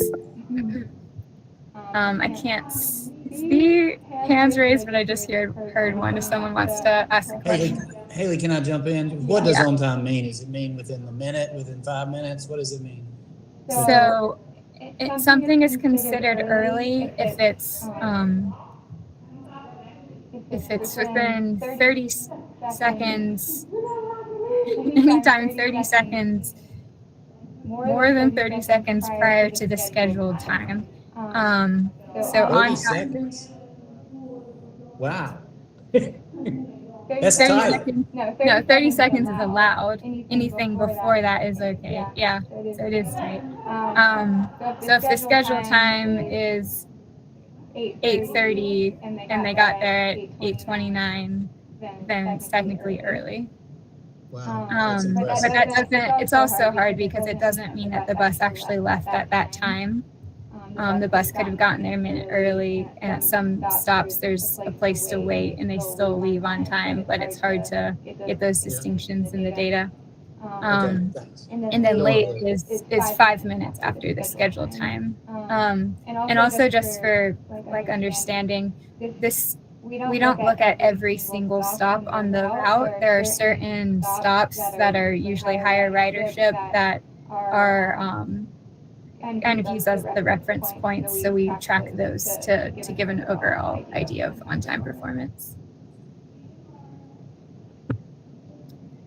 So for year 2 of recommendations in the Transit Master Plan, they recommended the addition of a north-south crosstown route, again, to reduce transfers. They also recommended the addition of another vehicle to the S3 and the S6 routes, which would increase the service frequency from 90 minutes to 45 minutes. And they also, as part of a carryover from the recommendations from 2020, the recommendation of extended service hours on weekdays and weekends for all routes. And of these recommendations, based on priorities and limited funding, the intent was to implement the increased frequency of the S3 and the S6, as well as the extended service hours this last year. But as you may have heard in previous presentations, because of, and what we've been talking about today, because of the lack of the driver shortages, obviously that was not able to happen. For decreasing service right now, it's kind of hard to add service. But that is, we do have the funding secured for that, and we do hope to do that in the future once we have the capacity.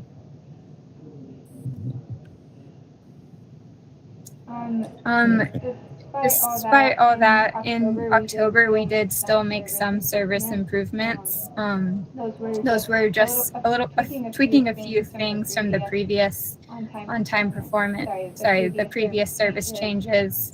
The routes that are listed here had minor changes to their existing schedules. That was to improve on-time performance and also help with remembering the schedules for riders. So in some cases, the schedule was showing some of our major stops as being like 8:28, but we simplified that and changed it to 8:30.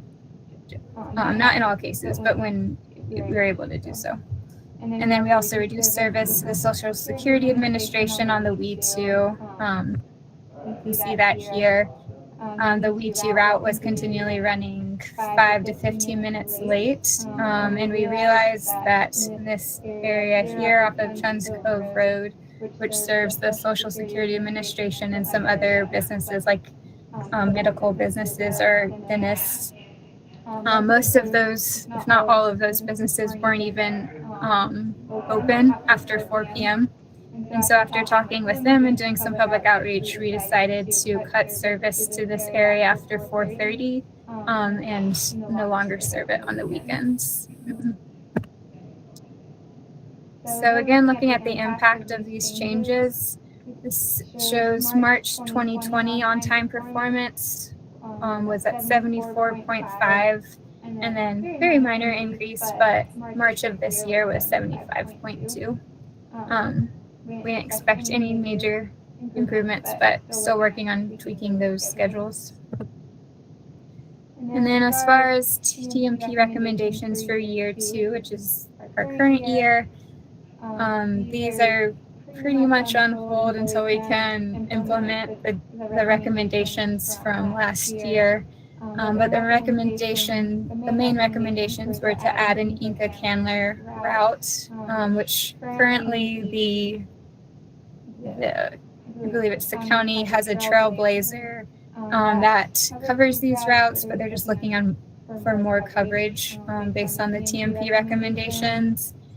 Me and LaShawn from RETP Dev did test run this route in one of our buses and realized that that solution is probably not going to be possible because the vehicles can't make the turns without scraping the side of the road, which is not safe, obviously.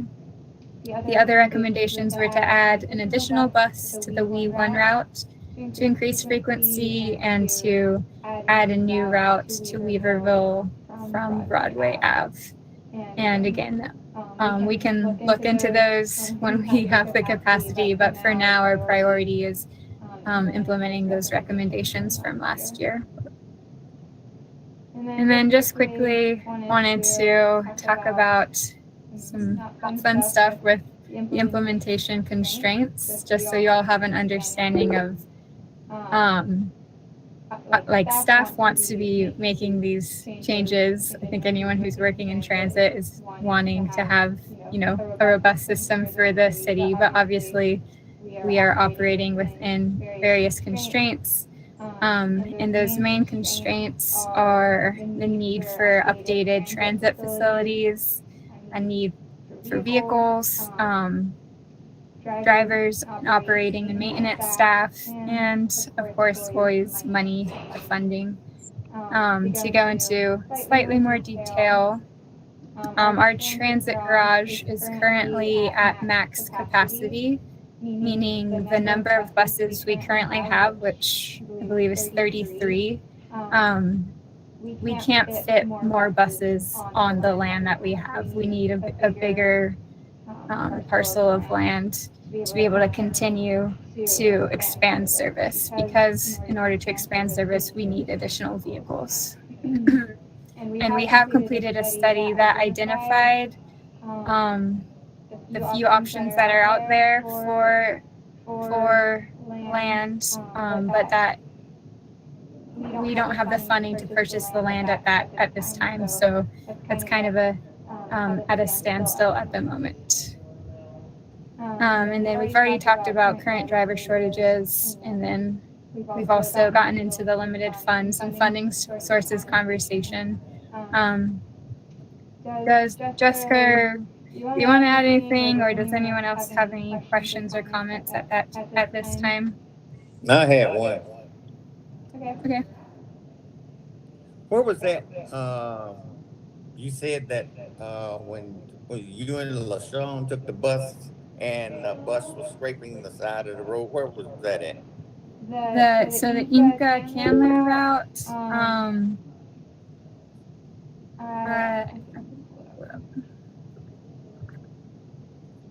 Okay, I just want to know where it was at. okay, yeah. There's a new route that was contemplated in the transit master plan, and the roads out there, some of them are very narrow, no curb and gutter. And so Haley and LaShawn went out and drove it just to see if we could fit it into the schedule. And I think schedule-wise, it didn't work, as well as the roadways out there were just not conducive, not safe.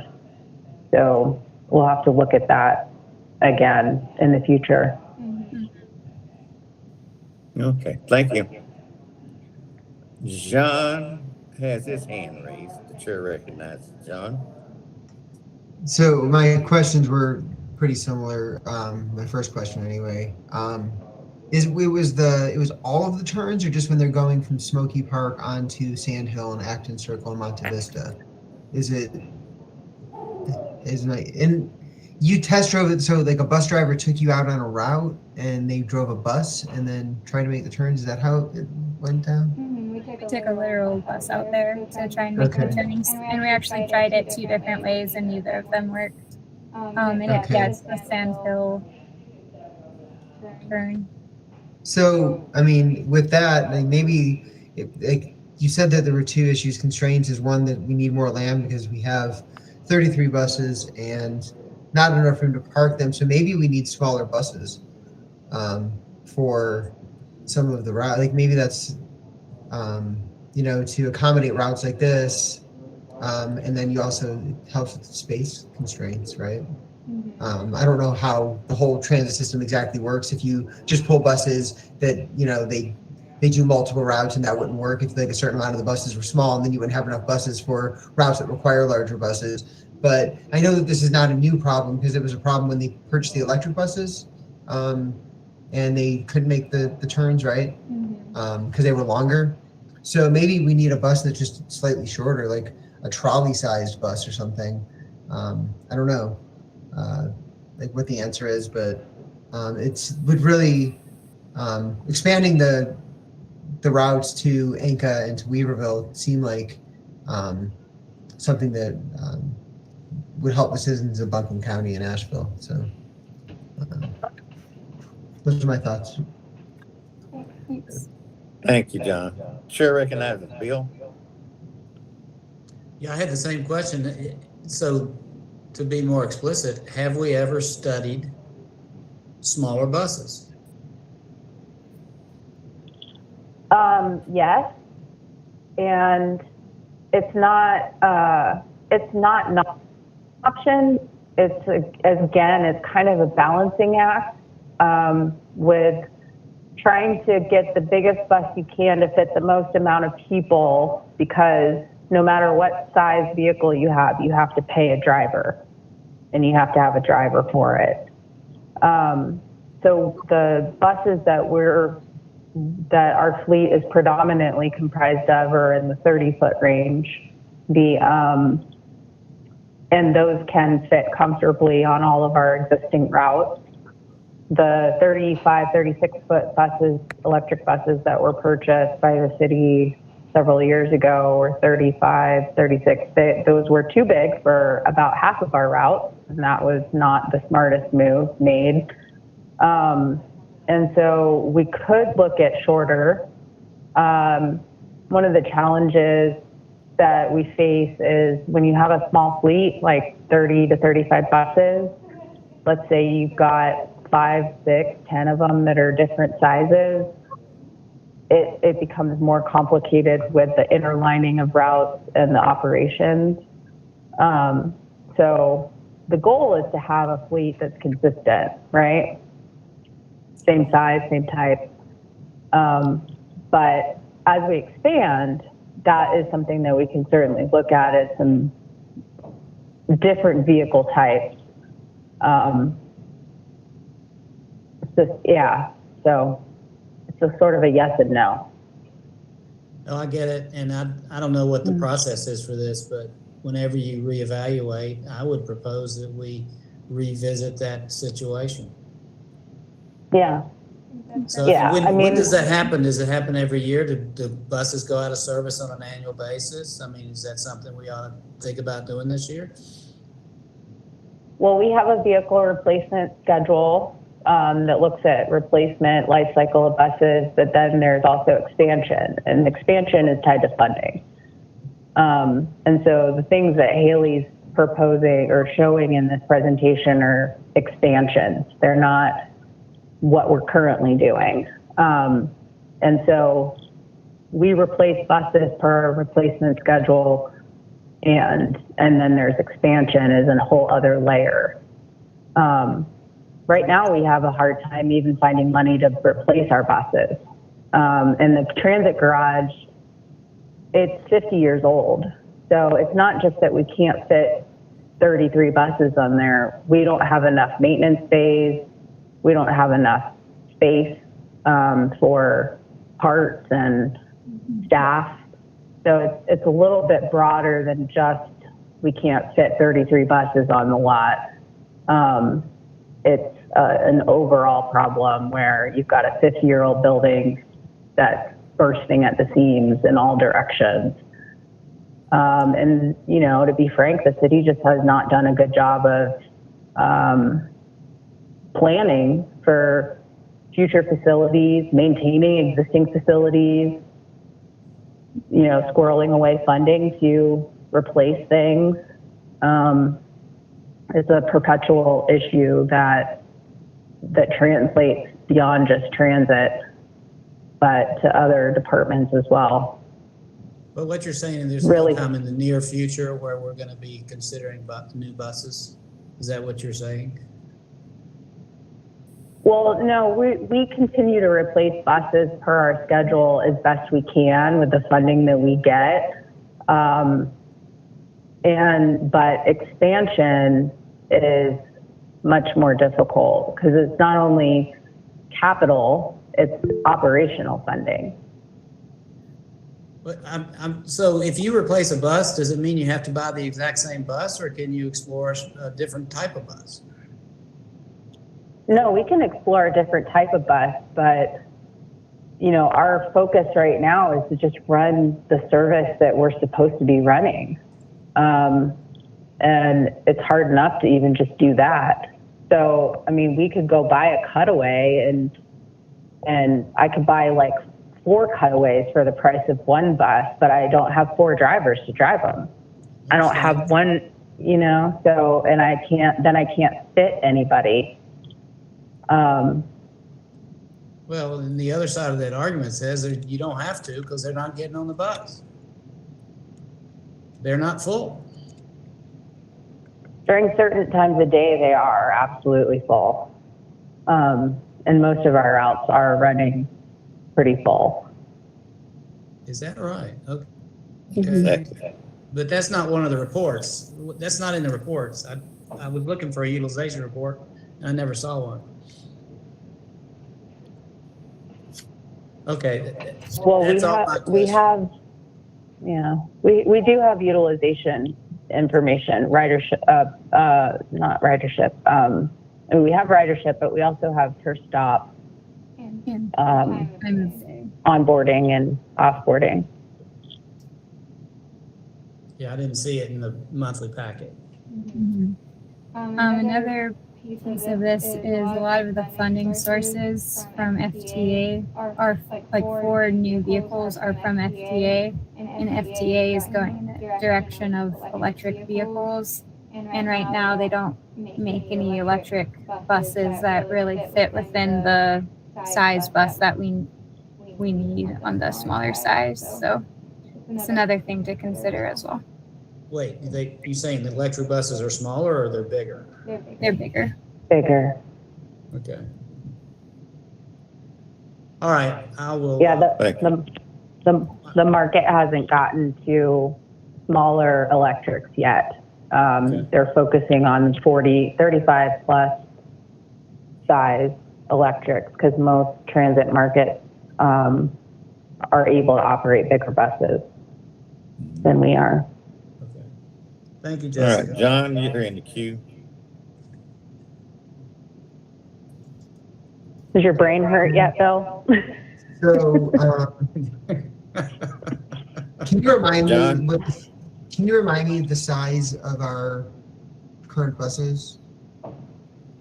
Like how many? So predominant, Sorry, go ahead. do you mean the length? Mhm. Yes, what is the length of most of our Yeah. bus, or like how is it broken up? I guess maybe you know exactly if there's an inventory, if there's 33 buses, how many are 35 feet and how many are, what are they, 32 or how many feet are they?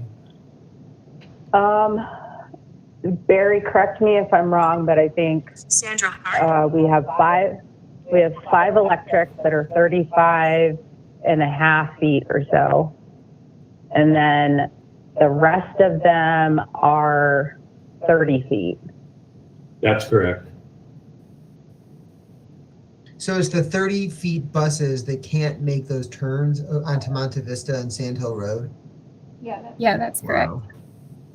So, you know, like for example, like those gray line trolley type buses, what is the length of one of those compared to our city bus? I'm not I don't sure. know. Does anybody know? Barry? I don't know.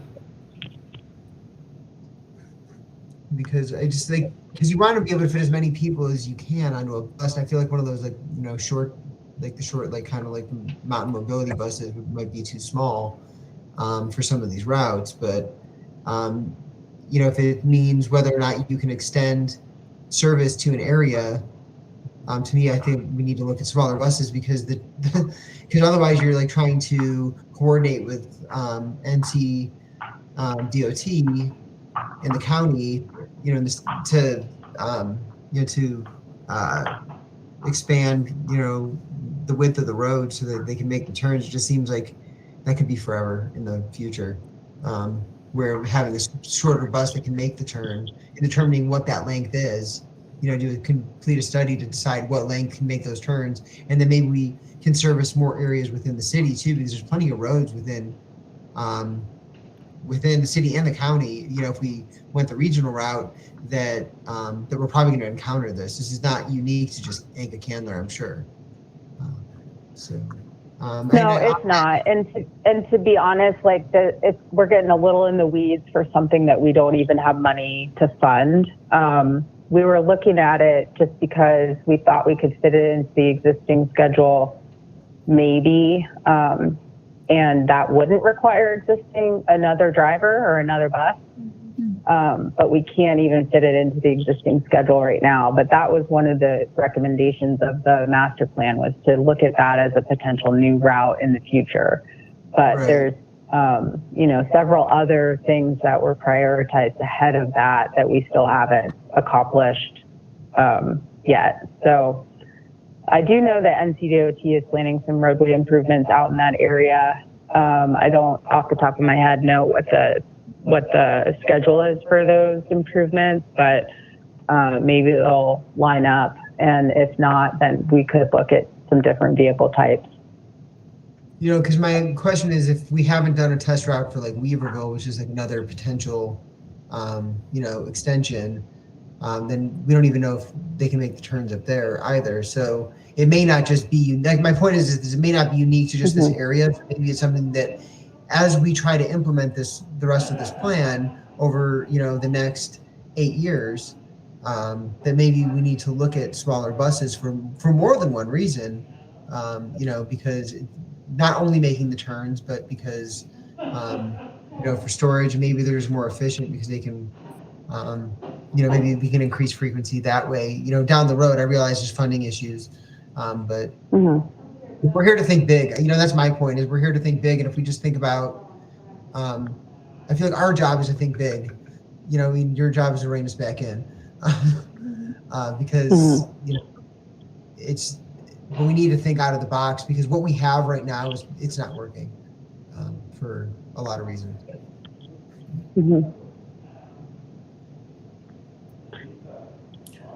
All right, thank you for all that relative insight.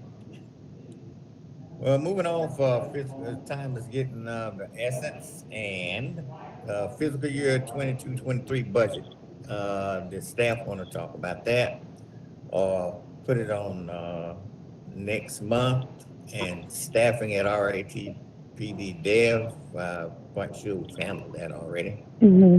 Yeah, I think Harvey, we've talked about both a little bit. Staffing is bad, budget is bad, but we are, in the, I'll say the middle of the budget process with the city for this coming fiscal year.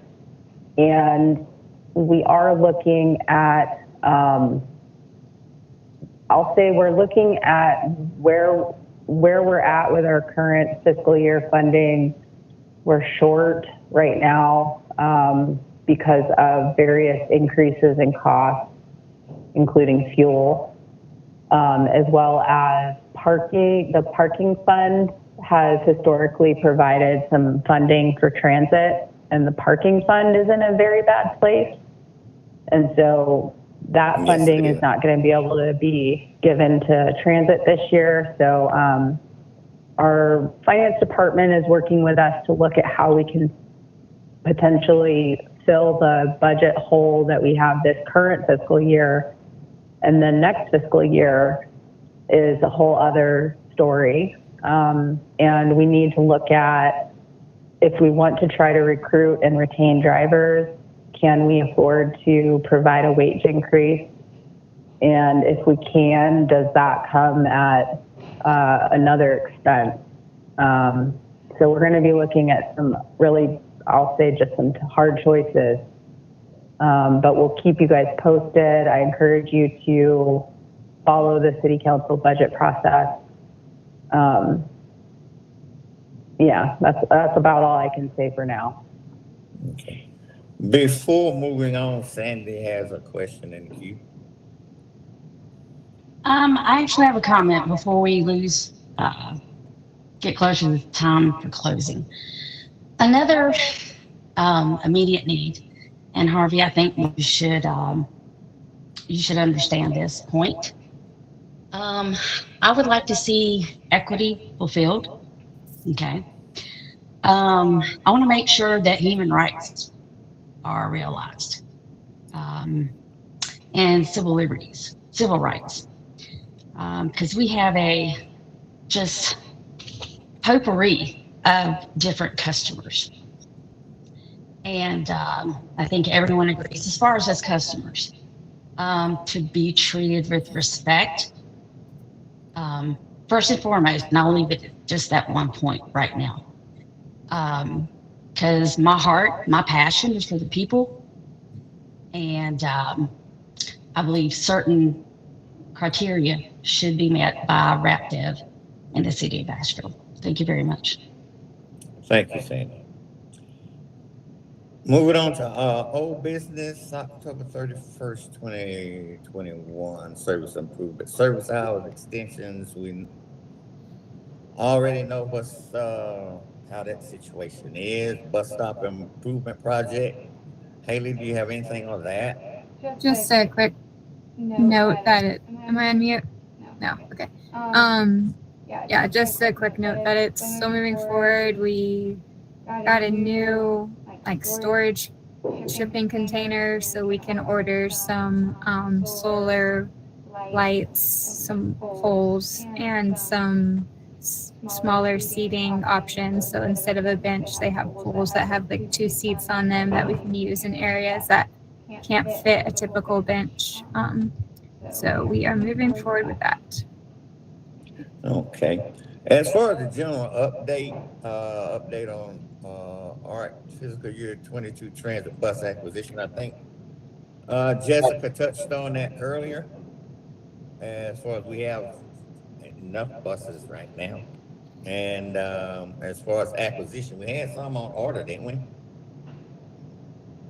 Yeah, we ordered a few that we still haven't received yet. Okay.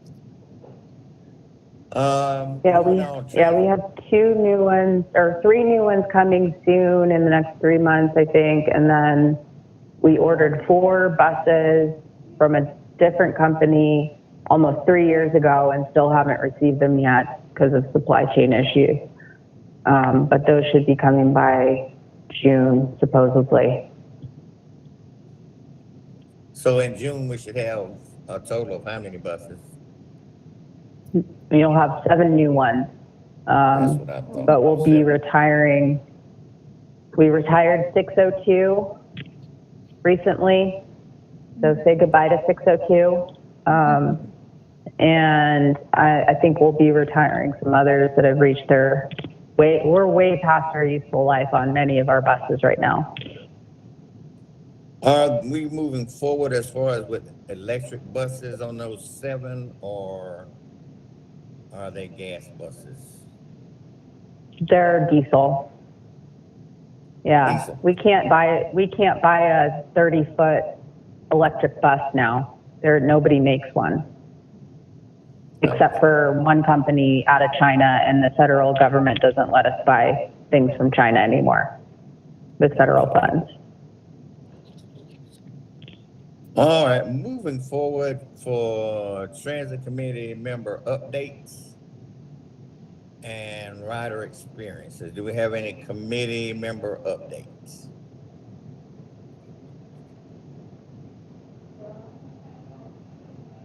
I have two, because I've been assigned the duty to some years ago on the Citizens Advisory Committee. We've gone forward with that, and it's went into the GAP program, the Greenways, and the American Disabilities Act with pedestrians. We've improved a lot of greenways and are still making quite a bit of headway as far as a citizen leaving from their house in their neighborhood and having a smooth transition to their destination. But it's still a work in progress. And also, there's another committee that I'm on, the Asheville Regional Transit Coalition, ARC-C, and keeping Jessica informed in that, as well as Vicky Meth. And that is a work in progress, and it's with Better Buses, City Council, AARP, and Just Economics. And we're trying to get the city and the county enjoined into, but everything is still in the works. And as I said, Jessica is being updated on that each and every meeting that we have. Thanks, Harvey. And as for as far as rider experiences, I'll go ahead and get mine out of the way. And it's been a thrill to get on the bus, and I've had quite a few experiences on the bus. And I met one of the foreign drivers. His name is Ian. He's on the W1. He's a great driver. Tammy on the S1, she's still crazy, but she's just a joy and a thrill, and she knows everything. And James, he's one of our younger drivers, and he loves his job. He loves people. And he said some of them, they push you to his limits, but he said he still maintains. He's a very good driver. He's exemplary and has a great attitude. Ran into one of my favorite drivers. His name is Victor on S36. He's one of our foreign drivers. He's great. Ernie, he's still the man up there. He's still handling things. All good, always good attitude. And then I had the distinct pleasure to meet the most sweet lady in Ingalls. She had on an art jacket. I didn't know who she was. I had to ask her who she was. And she's a sweetheart of a lady.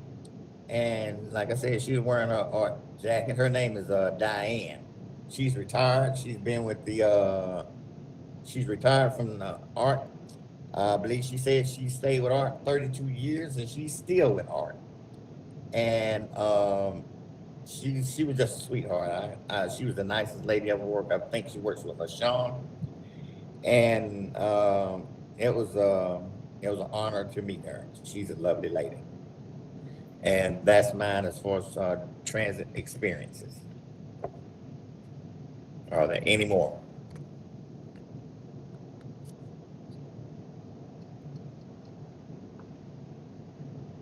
Okay, departmental updates, city staff.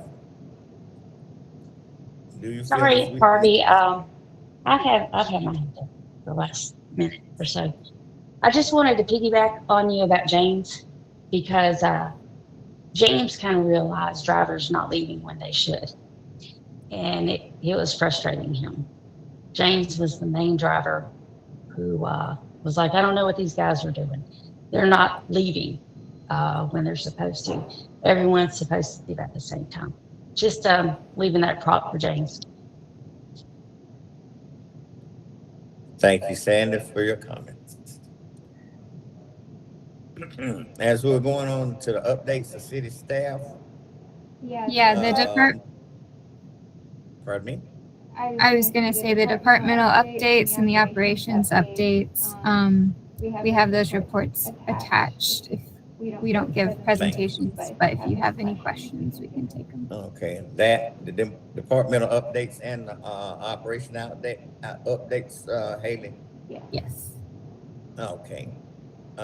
If there aren't any other questions. I have one question. Hold it. John and Sandy, I think they have a question. I just had one question, and it goes back to what we were talking about before. What is the current capacity that our buses hold? How many people at max capacity do we allow on a bus? Or do we? 23 seated and an additional 10 or so standing. Thank you. That's it. And I had one too, Harvey, if you don't mind. It's a request. Yeah. So Haley, if you guys have any reports on bus utilization, I'd love to see it in this deck. Or some flavor of that. You said you had passengers per stop or something like that. So I think that would be it. we aren't pulling those. We have the capability to pull those report, but we're not like actively pulling them. I'm trying to think of the best way that we could do that. It would require a lot of time to like put something that would have enough together that would have enough data to kind of serve. Yeah, we have 600 over 650 stops. So to put a database together with that per hour, per route, per day, per stop is way too much information. If what you're looking for is more general in terms of like what are the busiest times of day, what's the times of day that we reach capacity or go over capacity, we might be able to do something like that per route. I'm trying to understand. The comment came today that I would never have guessed, and that is the buses are full. Because I look at the buses and they aren't full. So I'm curious about where we come to that conclusion. So I don't know what it looks like that I'm looking for, but I'm trying to basically connect the dots between we've got full buses, but I look at them and they're not. I'd like to understand that a little bit better. It might be that occasionally we have a full bus, or we've got some of those the ridership on some of those routes was like 1,000 instead of 23,000. So I'm just curious what the profile looks like and how the reason I'm curious is those are the kind of things that I think we can find some innovations out of. To John's point, we might have some places where we can leverage the system in ways that are appropriate to what the demand says. And without the data, we don't know. So that's the reason for the question. If you can think about how we can explore that together, that's my request. Yeah, I think we can look at the time of day where there's peak ridership and for each route and look at the number of people on that and get some numbers too. Okay. I loved enjoying this conversation. I've been on the buses 100 times. And out of those 100 times coming back on the E1, being on those buses, they're packed. Bear said, like 25 seated, or I think it said 10 in the aisle. Now it's like 20 and people standing in front of you. Those buses, they hold a lot of people. You need to get on those buses. Yeah, I do. travel like 3, 4 o'clock in the afternoon. Get on those buses. You meet some interesting people that you don't want to meet too. But it's very interesting. Those buses in the morning, they're full. That's Afternoon, great. they're full. Yeah. Uh, And I just I want love to, I it. You just know, I want to love say, it. like, I love getting on the buses at that time. yeah, I just want to say, you know, I respect where you're going with this and like the idea of wanting to be more efficient, but we've got dozens and dozens of years of transit experience here, and if you've got, you know, 3 peak periods a day, and then there's times a day when there might not be full buses, using a smaller bus doesn't save you anything. No, but there could be other innovations. you know. No, you're right. I get that totally, Yeah. but there could be other innovations too. And I'm not demeaning what's going on at all. I just want to know. I'm curious. That's all. Yeah. And then another thing, All right. every time you get on a bus, you will have an experience that you can talk about the rest of the night. I guarantee you that. I can give you one right now and make your head stand up, man. And you just got to keep on going because you're dealing with the public. I'm telling you, I love riding the bus in Asheville. I just love it. Sandy, you have a question? I have to say amen to that, Harvey. Okay? With the fullness of this, okay, we're doing the best we can. Okay? Honestly. But we're trying to do the best that we can. But I tell you, I do not own a TV. I own no TV in my apartment. Why? Because I can get on the bus, okay, and I will be laughing within 5 minutes of getting on the bus. That's So right. you are right.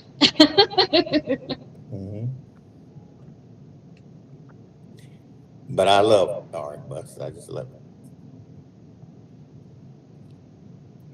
And if there are no further questions, or would anybody like to add anything else, I will call this meeting to an end, and we are officially adjourned. Thank you. Thanks Thanks, y'all. Thank you. Thank you so much. Goodbye.